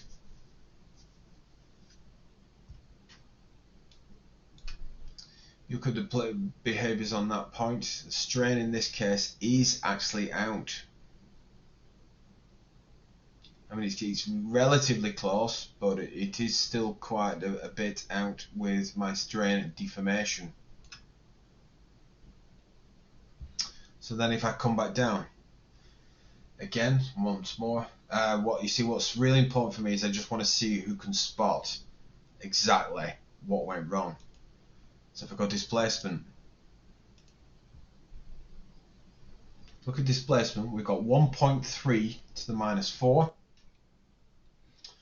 And what I've got here, 1.4 to the minus 4. So we've got a change in length which is very, very comparatively close. So let's say, for argument's sake, you've now got these results. The thing is it's not wrong. That's the thing. It's not wrong, but it's not right. What is wrong? So SL that you've got where it's TE times LG rather than to the power of. Let's have a look. So that's a multiplier. Oh yeah, it is a multiplier. It is a multiplier. Now, I'll be honest, Mike, it was you that actually spotted this problem from the start. And I thought you were going to nail me even before I'd even got to showing you what went wrong. You remember when I was saying I was pulling this out? This was me just madly trying to figure out what was going wrong. What it actually turned out to be is our calculation for gauge length is 40. When you actually measure that distance, I think if I remember rightly, it was 39.4, and it's a fraction too small. And if you actually make that the fraction bigger, you actually find that these results start to get closer to each other. Because you notice that the stress was only a fraction out, and that's where it was coming from. It was coming from the geometry of the model. Exactly, and that's why all the way through when we've been discussing this, as forgetting that the model didn't work like I wanted it to. That's why in ASTM they mark G as your area of interest, because what this actually does is if you don't mark these key particular areas, what you end up with is numbers which slightly move, so that they're saying make sure you can measure where your radius comes in. So I used their values, and then what I did is I placed it into here thinking it would give me that perfect. But then once I'd looked at it and gone, right, I'm trying to create a fillet that they're requesting, so I went on to here, and then it became down to resolution of the ability of this thing to be able to be made. So I played around with all different methodologies and different ways of trying to do this as most accurate as possible. Personally, the best way I actually found of being able to do this was using rectangles and just doing the subtraction that way. But my point is technically the result I'm getting is obviously not right. It's not the same. But my point is that I can explain where and why it came from that, and why my values are very close to the result, even though they're still quite a distant apart. So if I was going to put this into a research paper or anything like that, the first thing they would say is, well, why is that value different? And if I said, well, the geometry resolution on the simulation is slightly out in comparison to the real, that would be enough for people to say, right, okay, fine, because then you can give good explanation as to why that difference is there. Because it's not a problem if it's there, because you're always going to get levels of inaccuracies. But what you've really got to do is you've got to go back and just be extremely critical about what you've done. And when you've done that, you can kind of come back and go, right, it's this, it's that. Now I'm confident to move towards prototype. Now I'm confident to move towards simulation or physical testing of any sorts. Yeah, and it baffled me for ages, did that, what I was doing wrong, and then it dawned on me. It was the bloody fillet. All along, it was the fillet not being able to apply it exactly as I wanted it to be. And it's just getting that in there. And this is a simple dog bone. What I'm going to do is, I'd like to revisit this again, you see, and I'd like to introduce variation with it. We now know how to verify. We now know how to be looking at key things. We now know that meshing can play a huge role towards what we're doing. If we get that mesh wrong, it's going to be a bag of shite. But now we need to be able to start looking at variation, multiple variations of the same test. Do we have to sit here forever waiting for it? What it would be nice to do as well is start looking at a fatigue test, how these types of materials will behave under fatiguing. What I am going to start to do is bring in lots of standards, so then you can pull the standard and go, right, that's the type of one that we're going to look at, and we're going to build a sample around it. For everybody who's had a bloody frustration like myself with modelling that and getting that working, I'm going to fix that. I know I keep repeating myself with that, but it's just annoyed me a lot. So it shouldn't have happened. I'm going to do a rebuild on that model, but I'll probably just use rectangles this time. No particular procedure will change, so the equations are all still going to stay the same, but I'll take you through the more updated version that I do have. Now, just so you know that I'm not lying to you with, well, not lying to you, just so you know that I'm not filling you full of extra crap with that, I'll show you the actual model that I generated. Now, this was the actual model that I generated. I referred it to the correct values that were on there, and this is a direct pull of references straight from ASTM. And what I'll do is take you through this build instead. And all I've done here is I've actually done it by a couple of rectangles and then done it that way. And this was another way of me trying to solve it. Now, the reason I've done the other way of doing it is just because this one is the fixed radius. And again, I'll take you through that build. Apologies, I didn't realize that was going to happen to me this morning. Right, so let me just close that. Guys, in a real effort to try and recover from the nightmare that was this morning for modeling the component sets, what I was going to do is I'm going to just continue but fix this, because I've even, just for your enjoyment and just for my pain, I've even incorporated, I've left on the first half of this nightmare that turned into the model. What I'm going to do is I'm going to open up Comsol, and we're going to use the alternate way. Now, the thing is on this, what I did is I've changed a lot of things. When I first started on this, one thing that's important about the Dogbone example is that it's systematically forced onto it. You never jump from 0 to 20 kilonewtons in one hit. You get a gradual increase to it, and then the stress is distributed. It is not, I say again, it is not a shock stress. So what I'm going to do is go 3D model and go to 3D model again. And again, this is just my way of trying to fix this a little bit. If any of you come on and you go, oh, we didn't do this, I'm going to revisit this just because I do want you to really be aware of this. So I'm going to put this on the video, but again, into next week's session, we're going to revisit this because it just got so embarrassing. And yeah, I wasn't going to flog a dead horse, in a lack of better words. I'm going to quickly rebuild everything onto it. Now, the one thing that I decided to do when I revisited this was base all my values on actual key parameters of the ASTM standards. Now, as I said, a friend of mine who is part of ASTM, he was one of the original authors on this, and when I showed him this model, he did actually say to me he'd like to see this being tied in a little bit closer.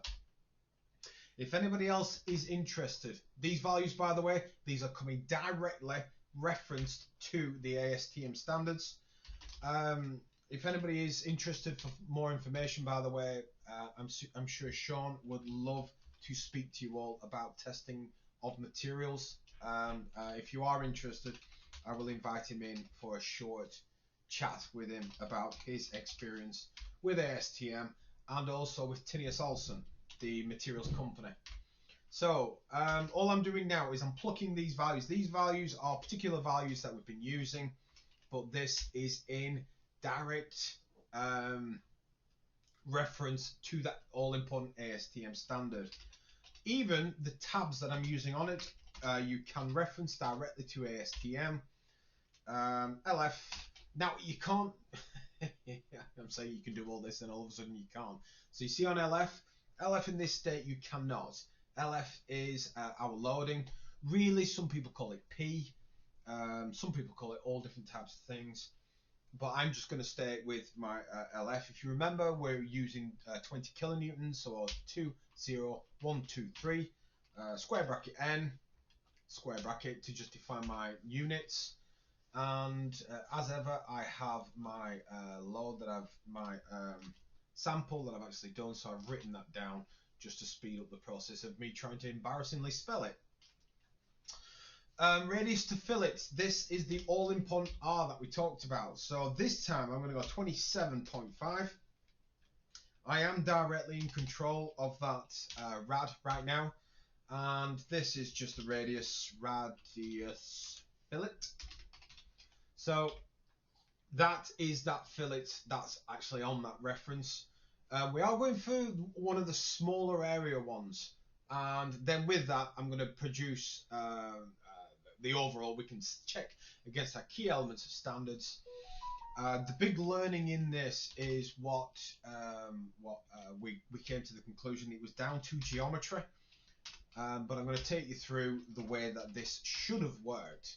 So all I'm doing now is reapplying all these key values again, but I'm referring directly to what is provided by the ASTM standard. Length of grip. If anybody is ever interested in joining ASTM and joining the standards for testing and testing of anything, please do let me know. I can put a good word in for you. So we're going T. This is our thickness. I've just realised I'm actually not using T.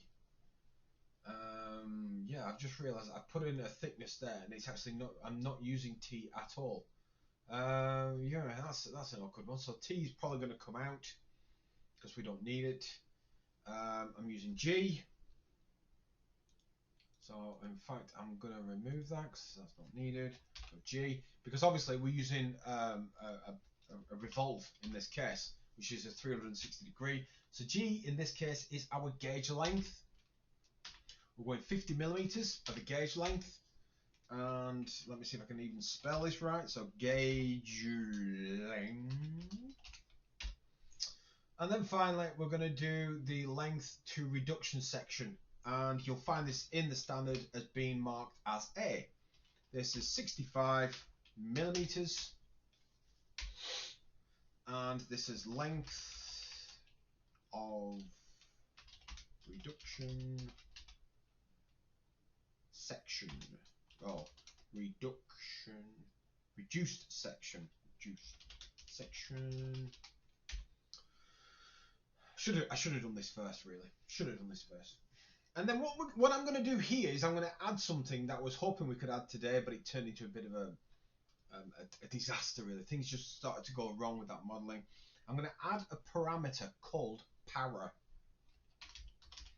Again, I'm going to add this in next week anyway. We're going to go through this a bit more next week. This is just going to be a multiplier, and we can divide the simulation into smaller segments to look at stress when it's conditionally introduced.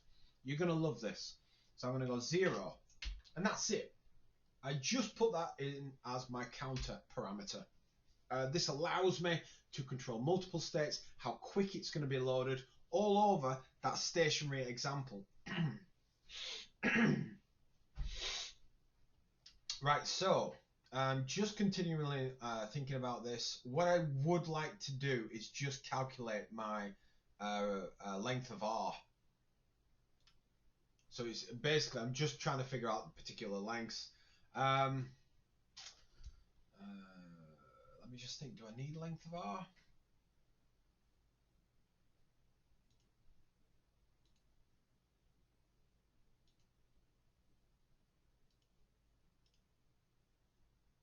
I do really, because what I'm attempting to do is to try and model a piece onto here and then create me a fillet, so it actually puts things into the correct parameters.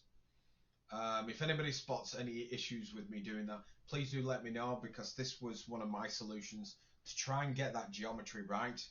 So I'll go rad L. Now this is just the length of that radius as it travels along from fixture gauge points to the gauge length. So this was me just plucking a value out by using L minus B, which in this case is my length of grip, but I'm going to multiply it by 2 to give it the overall length. Then I'm going to close that, minus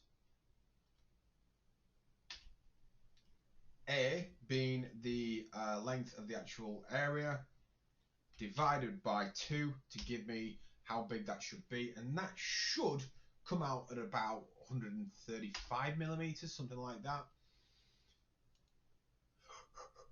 And this just gives me a length of R. And I'm going to incorporate this into my model. That's the only reason why I put it there. This version of that model I will be uploading for you guys to have a dissect through. I'll upload both comparatives, and hopefully it will kind of give you a bit more confidence. I can imagine that I've damaged a bit of confidence this morning because just things were not working like I wanted them to. And anyway, let's move on. Can't focus around the negatives. So let's go. Right. So we know sigma, based on what I was showing you this morning, we know sigma is actually equal to our longitudinal loading, LF, divided by bracket bracket W over 2, all closed, then taken to the power of 2 to give us that area. Now, I want to multiply by pi to give me that pi r. Now, the issue is with that now is you can see here I need to add another bracket on the end here. And that, all that will do now is add another one there. And then I need to close this off. So close that off, 2 brackets, just to make sure that that equation stays beneath. Right, so this now is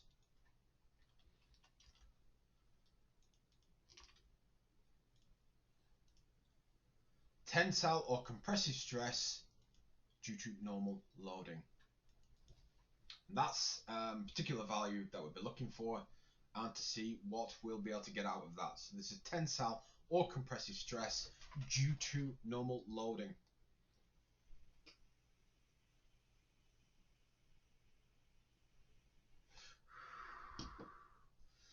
So, I mean, the good position that we sit in now is, oh, I've just realised I've missed to add something in. I forgot to add Young's modulus in. So we know Young's modulus for our steel is going to be 200E. Is it to the 9? I think it was to the 9. If it wasn't to the 9, please don't ridicule me. You wouldn't do that, surely no. I've got P pascals for my Young's modulus of steel, so Young's mod.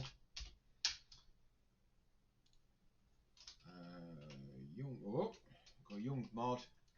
And let me just see, I'm going to move you up a little bit, just so you're in this group here. It's just nice for appearance. And then what I'm going to do with that is calculate my all-important,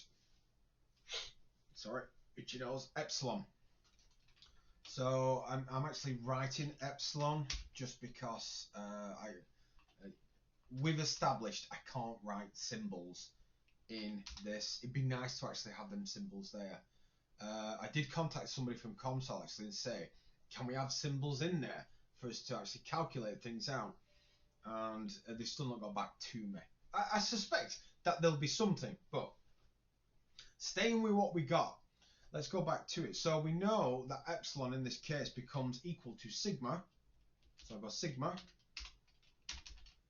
divided by, because it's taking that stress that's occurred and it's dividing it by the Young's modulus.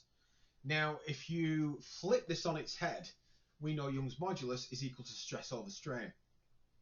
So if Young's modulus is equal to stress over strain, bringing out the calculated strain from this should be straightforward because we've got that compressive stress that's been calculated out by sigma.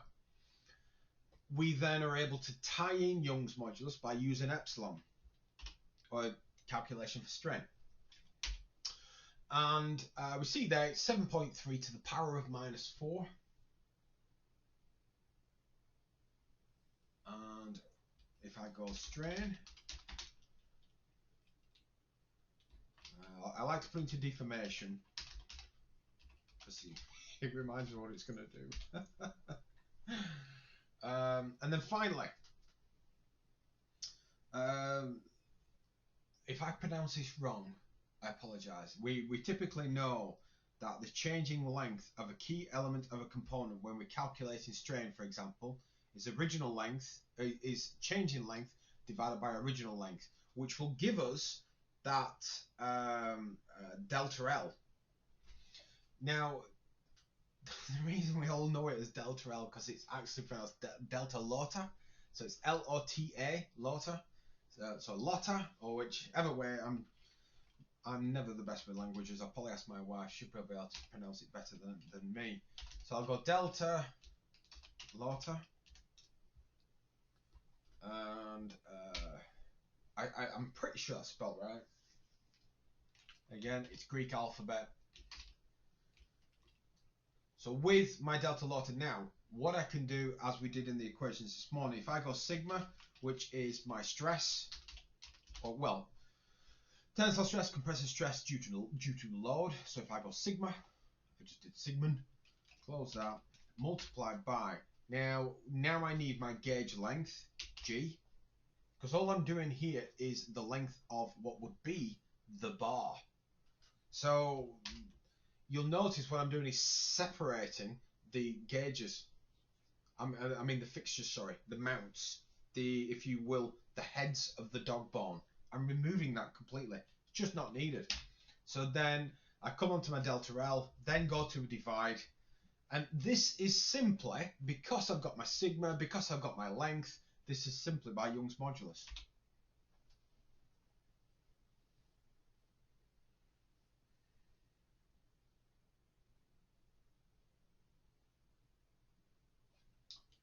And if I close that, if I put that out, oh goodness, itchy eye.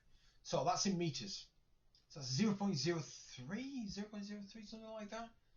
And we know that there's going to be some inconsistencies due to that value. So this is now stress and change of length.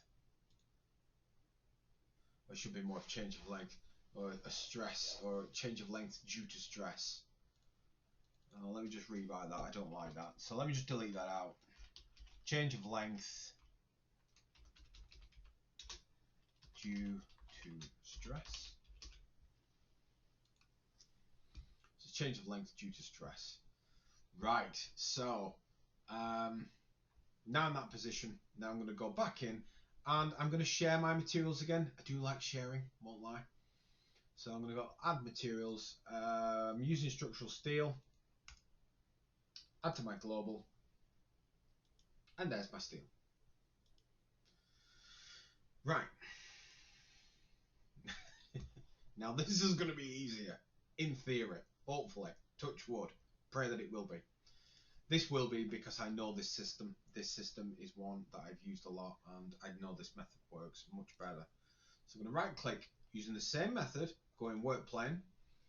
Now I'm going to go to my plane geometry, I'm going to right click, going to go to rectangle, and you'll see now, oh in fact before I forget, I forgot to put in my units. I'm going to operate all my units. Oh, geometry, I'm going to operate all my units and I'm going to operate in millimeters so that when it reads in it doesn't change anything in particular. So I'm going to go rectangle. So the first thing I want to do is I'm going to use B and C in this case. So obviously B in this case is length and C is the width. And they're my two key bits in this case. So what I'll do is go B and C and then build. Zoom that in. And you go, okay, cool.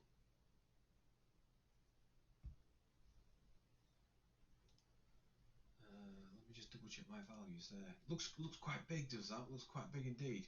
It's B and C. Is that right? That is right. That's a big old chunk. Anyway. Right, so we come back and we've got our B and C, and onto B and C, onto corner, and we've got our particular points here. Everything's all there. Now what we're going to do is introduce the next piece of this. Now with the next piece of this, I want the length of the gauge area, and I want to start doing some subtraction. This is just because I'm trying to plot out exactly where things should be based on that radius, because the radius is going to trim material back and I don't want to lose it. So what I'll do is go R, rad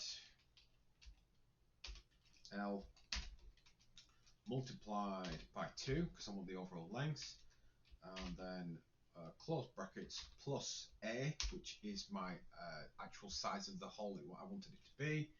Then I'm going to go W, and then from here now I'm going to my position of this is going to change, so I'm going to go B, move towards open arguments C minus W, close, and then put that over 2, and that should give me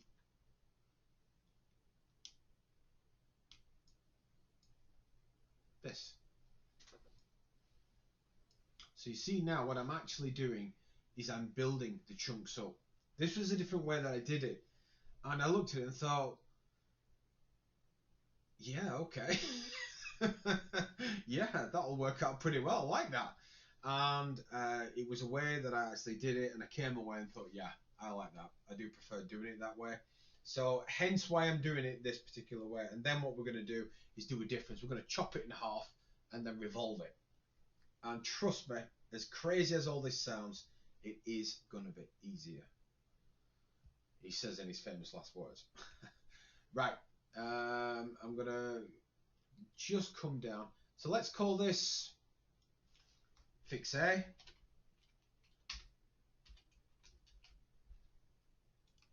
Call this gauge.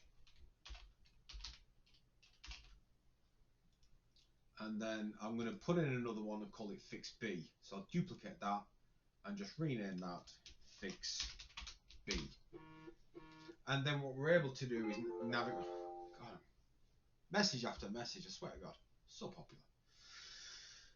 And then what we're going to do is simply now we want this to be the same size as this. So B and C. So we know this here now becomes B and C. And what this actually needs now is a good starting position. And if we look here at the last position where this finishes, here, what we're going to actually do is we're going to say this one is going to be where that width's going to go. Don't forget, it's a starting position that we're interested in. So I'm going to bring that into there. And let's just look at that for a start. So if I build that in, you look at it, you go, ooh, what's happened there? If you look down here, you'll see that I'm still moving in Y. But if I move that to 0, and then you look and you go, okay, good start. What I would like to do now, though, is add all these together to make them into one piece. And it really is that straightforward. I'm going to add all these together, make them into one unit. So I'm going to click back up to here, go to my my plane, right click, and I want to go to Boolean partitions. Go union, U, and U. And through my union now, I get the opportunity to just basically merge them all together. So I'm not going to keep interior boundaries. I'm going to result in a single definition domain. And when I do it, what it should do is merge them all together to make one. And that is a cross section of our gauge. And finally, all I'm going to do now is cut this in half and create a revolve. I tell you, if this had gone so simple this morning, wouldn't it have been fun? With this now, we're going to say, I'll call this half cut. So with my half cut now, I'll go length of L, overall length, and I'm going to go C over 2. And then with that C over 2, if I build onto there, we go, okay, yeah. Now this we don't have to worry about. This is going to be used as a subtraction tool. So now all I do is go into here, and then let me come back onto here, and I'm going to go definitions, Boolean, I'm going to go difference. Tell you, if this had gone like this morning, I swear to God. It's really irritating me. I need to stop fixating on it, but, and then onto here, and then click subtract. So all I did is select the thing that I wanted to keep, and then select what to subtract, and then what we get is our geometry. If anybody does have any issues with this, please do let me know, because there were some things that turned up this morning that I'd never seen that happens with it. And that is our geometry. So what I'm going to do now, right click, go to revolve. Again, same principles lie. 1 and 0 and build.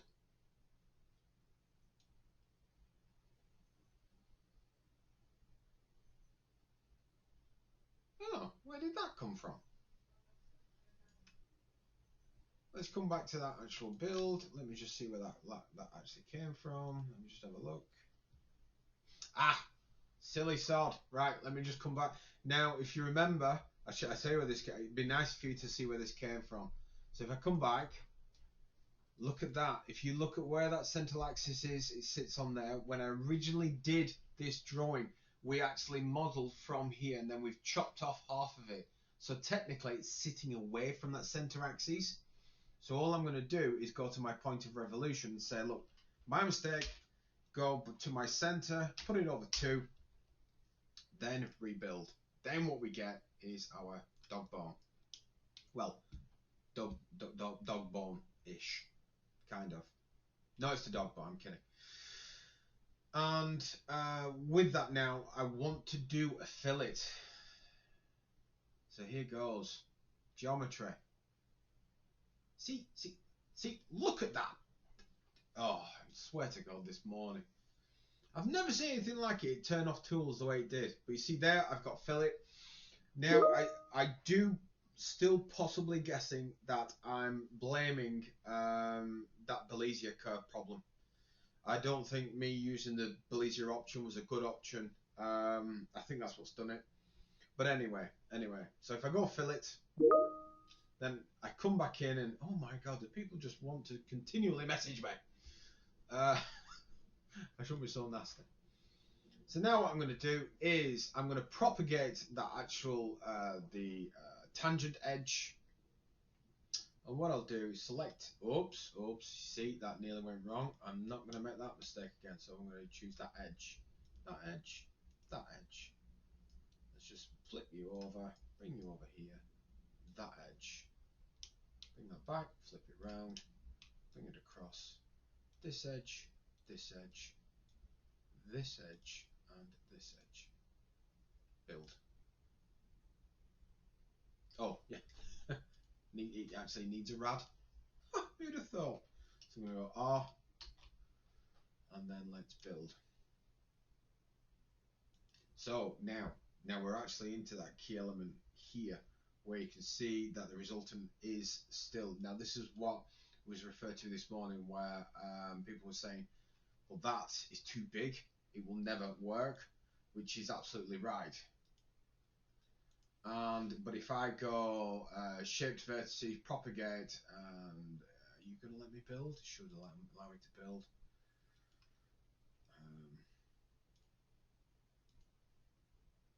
Right, I just wanted to retake you through something, and it was a revolution. Now I just paused for a second then because something wasn't happening, and that's what I was looking for. Now, if you notice here, it talks about keeping original faces but fusing them together. What this actually implies is that if I just make this transparent, we might be able to see it. Well, let's have a look. So you see here, this face actually follows all the way through. You can select the face that's in between. So keeping the original faces and the approach that we're wanting to take to damages that process for us to be able to do it. So see where I've got keep original faces, I'm going to remove keep original faces. And what it will do is just keep these faces as optional things for me to select. It is important to add that because otherwise it will really turn up problems for you. So I'll just push onto the geometry itself, go back, I'm going to add that fillet, and that this is what does all that important thing for us. So now if I click back onto it, now what it sees is the face of the gauge and the face of the fixtures. So click onto all four of them, apologies, and then they're all on there. Why are you selected? I don't want you selected. I don't know why that's come from there. Not my problem anyway, I don't think. So on here, I'll just make sure it's running. So put in R.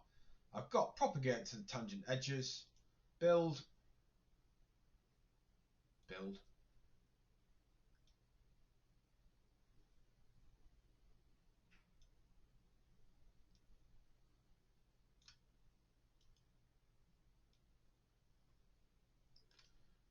me just check my Revolute. My Revolute build all there. Then build onto here. Come on, you swine.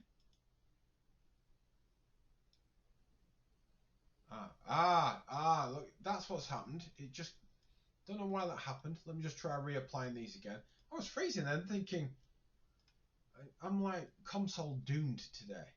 So if I just come back on and then build again, thank you. My God, I didn't think it was ever going to happen to me today. So come back on and you see where I've got this tab. I'm going to reactivate the selection tool. Come back on again, flip that over to there, and there. And then run it again.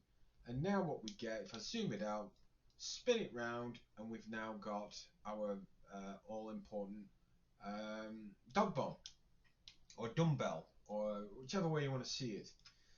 And finally, go to Union, merges everything together as one all-important piece. Now, I've already got structural steel up here, so what I'm going to do is right-click on here and go to see on here, more materials. Come on. Down to here. There we go. Material link. Click OK. And now what it wants to do is it's looking for what is this material attached to. So this material is going to be attached to the link itself. It's on that particular point. It's linked up there. And we've now got structural steel attached to it. So you see there, 200 to the power of 9. So I can minimize that. It's got that red X there because it's going, what are you doing?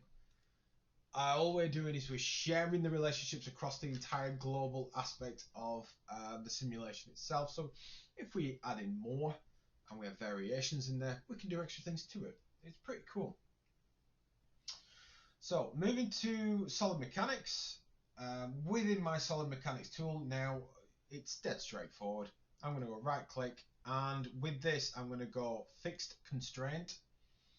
With my fixed constraint, you should be all aware by now, this will be fixed in a chuck or any type of fixing clamps. So that's that side, that is fixed within the fixing clamps. Right click again, go to boundary load, fixed on this side, onto there, like that. And then within my boundary loading now, I'm going to go to my total force. My total force is moving in the X component, and I'm using power, if you remember. I'm using power as a variable to actually apply this force within it. So I'll say power multiplied by LF, which is my, well, I'll go to make it less confusing, I'll go LF multiplied by my multiplier, which is power. And we'll get a gradual introduction of this thing changing. You'll see when we actually get to it. So let's first take a look at default. And in short, not very good. Bit shoddy, bit shite. Look at the triangular use there. We've got the tetrahedron. We've got our various changes in there, which we could say is alright, and it is just alright. So if I just make this a little bit smaller, let's make it a bit smaller, go a bit finer. But even if I do it again, I mean, and then you look there, you kind of look and go, okay, it's a little bit closer. And I'm not going to mess around too much with why I'm changing these. You just know that I changed this mesh based on how this thing was going to move anyway. So what I'll do now is come back in. I'm going to remove the freedom for the software to be able to choose the meshing. I'm going to build that mesh into it. And let's just add some quadrilaterals in there. So I'll go add 3 quads. Now within my quad, I'm going to just shift it up the design tree here. And within my quads now, I can actually choose what geometry I want to use, how I want to use it. And it's interesting with this, I'm not actually going to give an option. I'm just going to say, just do everything. So entire geometry. And with my my tetrahedrons, I'll keep them also there as well. It all knows that it's going to be a finer resolution between them both. So if I run it, it should make it something a bit more linearized. But you see here, these normally in the past you may look and go, do we really want to change that a little bit more or anything like that? We might want to, we might not.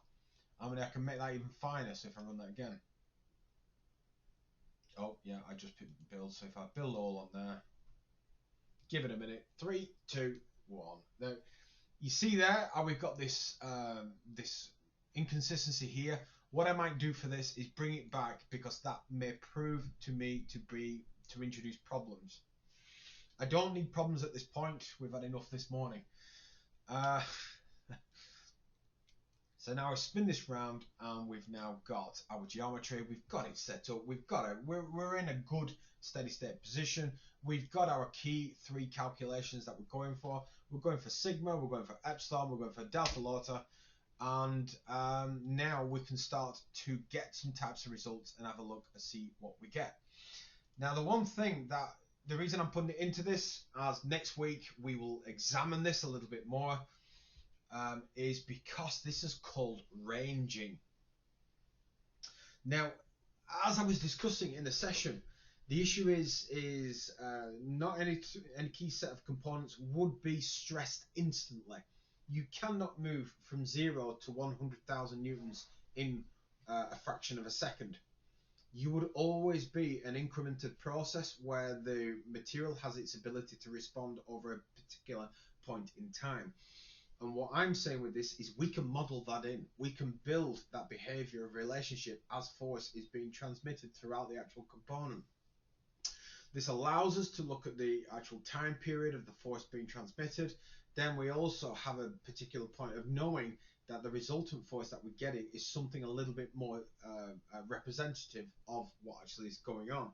Now, if any of you do want a good Sunday morning read, just read the ASTM standards. They actually refer to speed of chuck. Now, they're referring to the speed in which the head should be moving to test in particular speed. So we're going to model that in.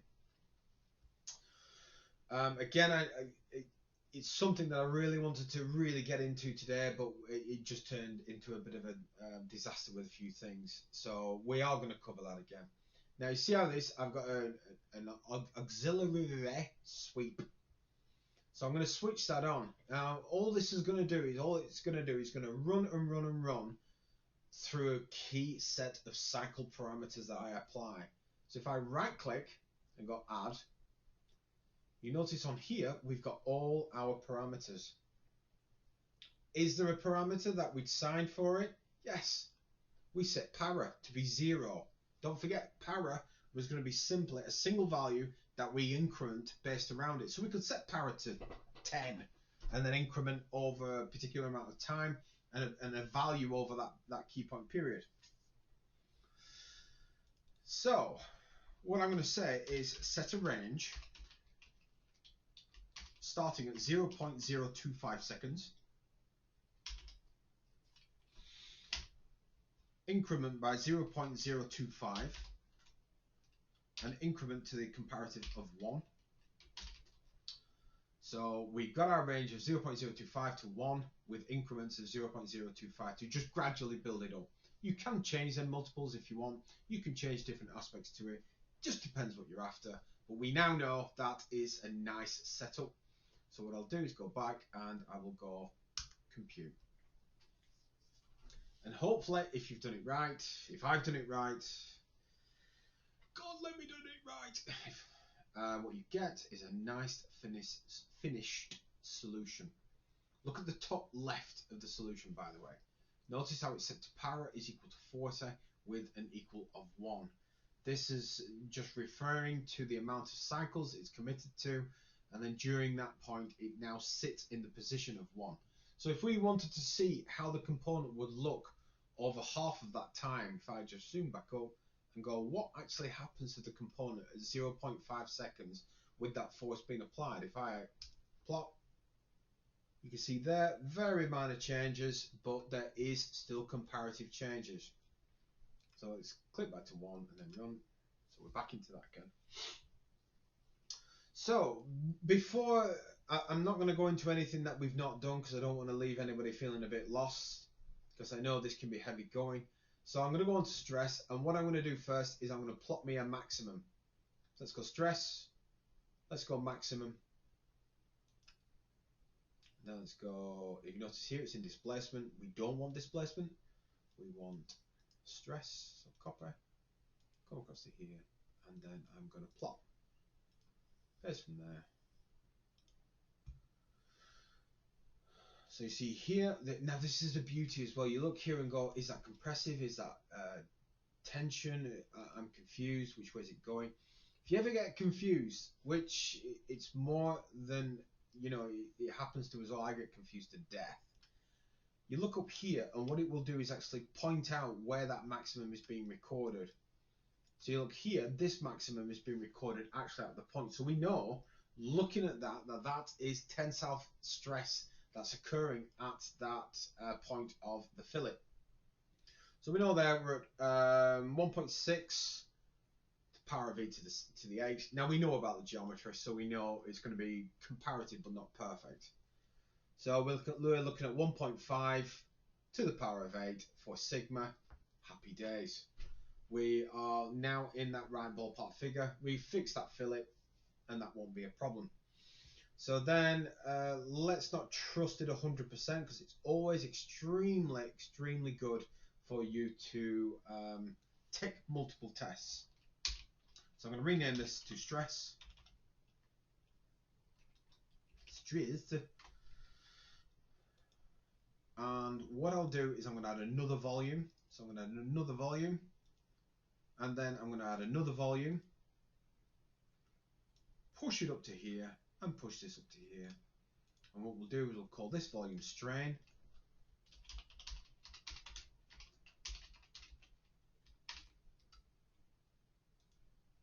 And then we're going to bring this one up, and we'll call this displacement.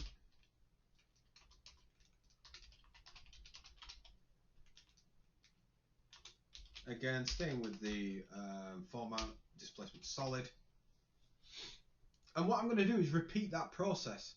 However, here now in strain, I'm simply going to go to try to replicate this. So I'm going to go right click. I'm going to go surface. I'm going to come down to my strain. I'm going to go down, solid mechanics, down to strain.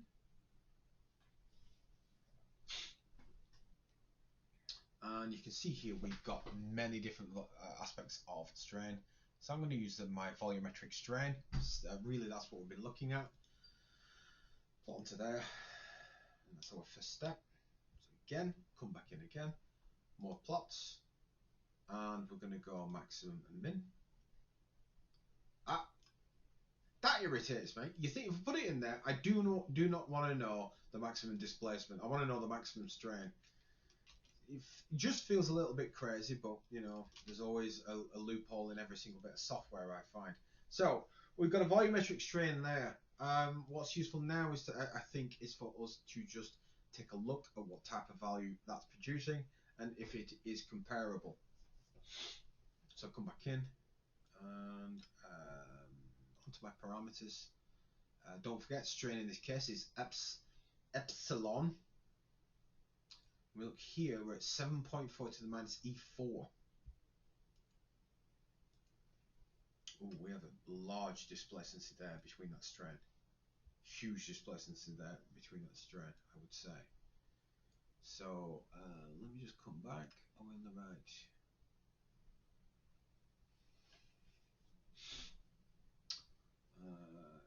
Back onto there.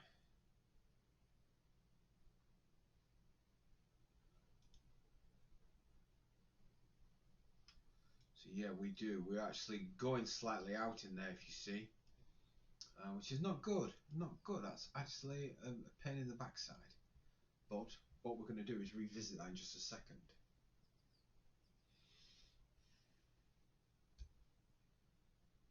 Let me just have a look. So we're on e to the -5. So I'll come back onto here again. So I just need to see where I was at again. E to the -4. E to the -4. So that's 7, and that is 3.8. That's a concern. So that's almost double out of its position.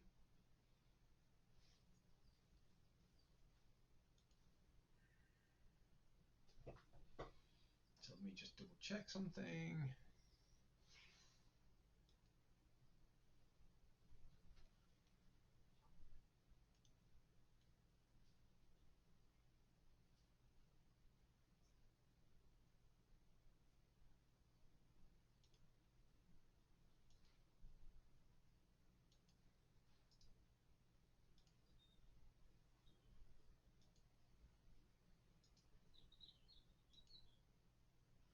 So we look there, our strain is actually slightly out of where we wanted it to be, which is a pain in the backside. So what I think I'm going to do is just push onto my displacement and take a look and see if this displacement also records that problem. If it doesn't record that problem, it instantly makes you think, well, am I looking at the correct volumetric aspect of what I should be doing here? Well, first things first, let's just take a look and just see. So if I come back in and then go to volumetric strain, and for my displacement, I just got used to saying volumetric strain. So my displacement here is recorded at 0.07. So what's my calculated? My calculated change in length due to there is 0.0. No, it's 0.03. Oh, that's a fascinating one. Give me 2 seconds. So finally, the what you'll notice now is that the parameters are close, but they're still a little bit far out. Now, this is going to come up. This will come up many times. Now, don't forget, our calculations have been based purely on the gauge itself, the area of gauge itself.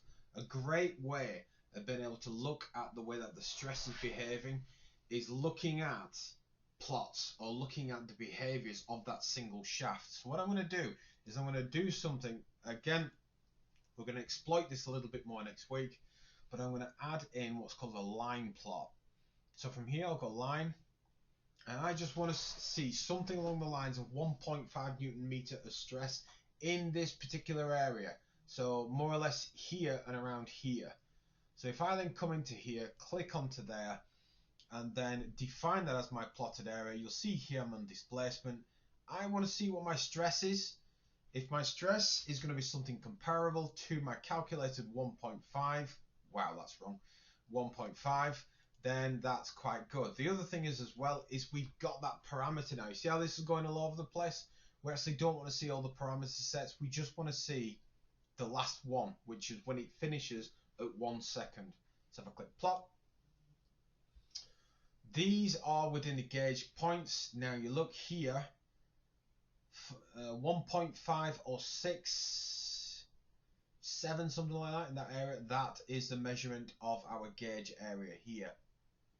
Now that is very promising. If we come back, we talked about our gauge area being 50 millimeters. So if you think there, so it means here to here is around that gauge area. The maximum area here is these key points here. So that would suggest that our original presumption of 1.506 to the power of 8 Newton meters of force that's been recorded due to normal load and compressive sits bang in our calculated mark, which is great, really good. Again, this is something that we're going to examine a little bit more further next week. I can't apologise enough, but I'm done with that. So let's just do one more piece and let's take a look at displacement. Now, displacement's a bit more interesting because you've got to remember, under displacement, the whole thing is going to be displacing over at a certain particular period of time. Now, given this length, what we're going to do is look at between, let's go 10 to 40 millimeters, because that's just going to give us that compared area that's a bit better than what we're actually looking at here. Because don't forget, this is the full gauge itself. This is a full section itself. So let's come back, go displacement. And we know that our command from displacement is solid.dsp. So come back. Let's just get back into here, and then let's just take a look at our gauge length again. Come back up to there, and then plot between 40. And you look here, we're in. So if I go 40 millimeters or 10 to between there, we're at around 0.335 to 0.04. We're in this ballpark figure, which is exactly what we were predicting. Our predictions suggested that it'd be 3.76, which puts it around that point, which is exactly what we were just saying. That is our gauge area there. We know that because that's what it's going to operate to. And then finally, just for completion, let's take a look at the strain.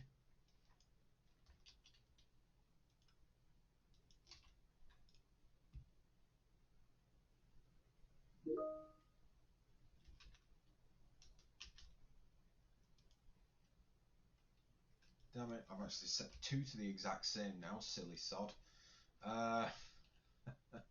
So come back onto here, let's get back onto that strain.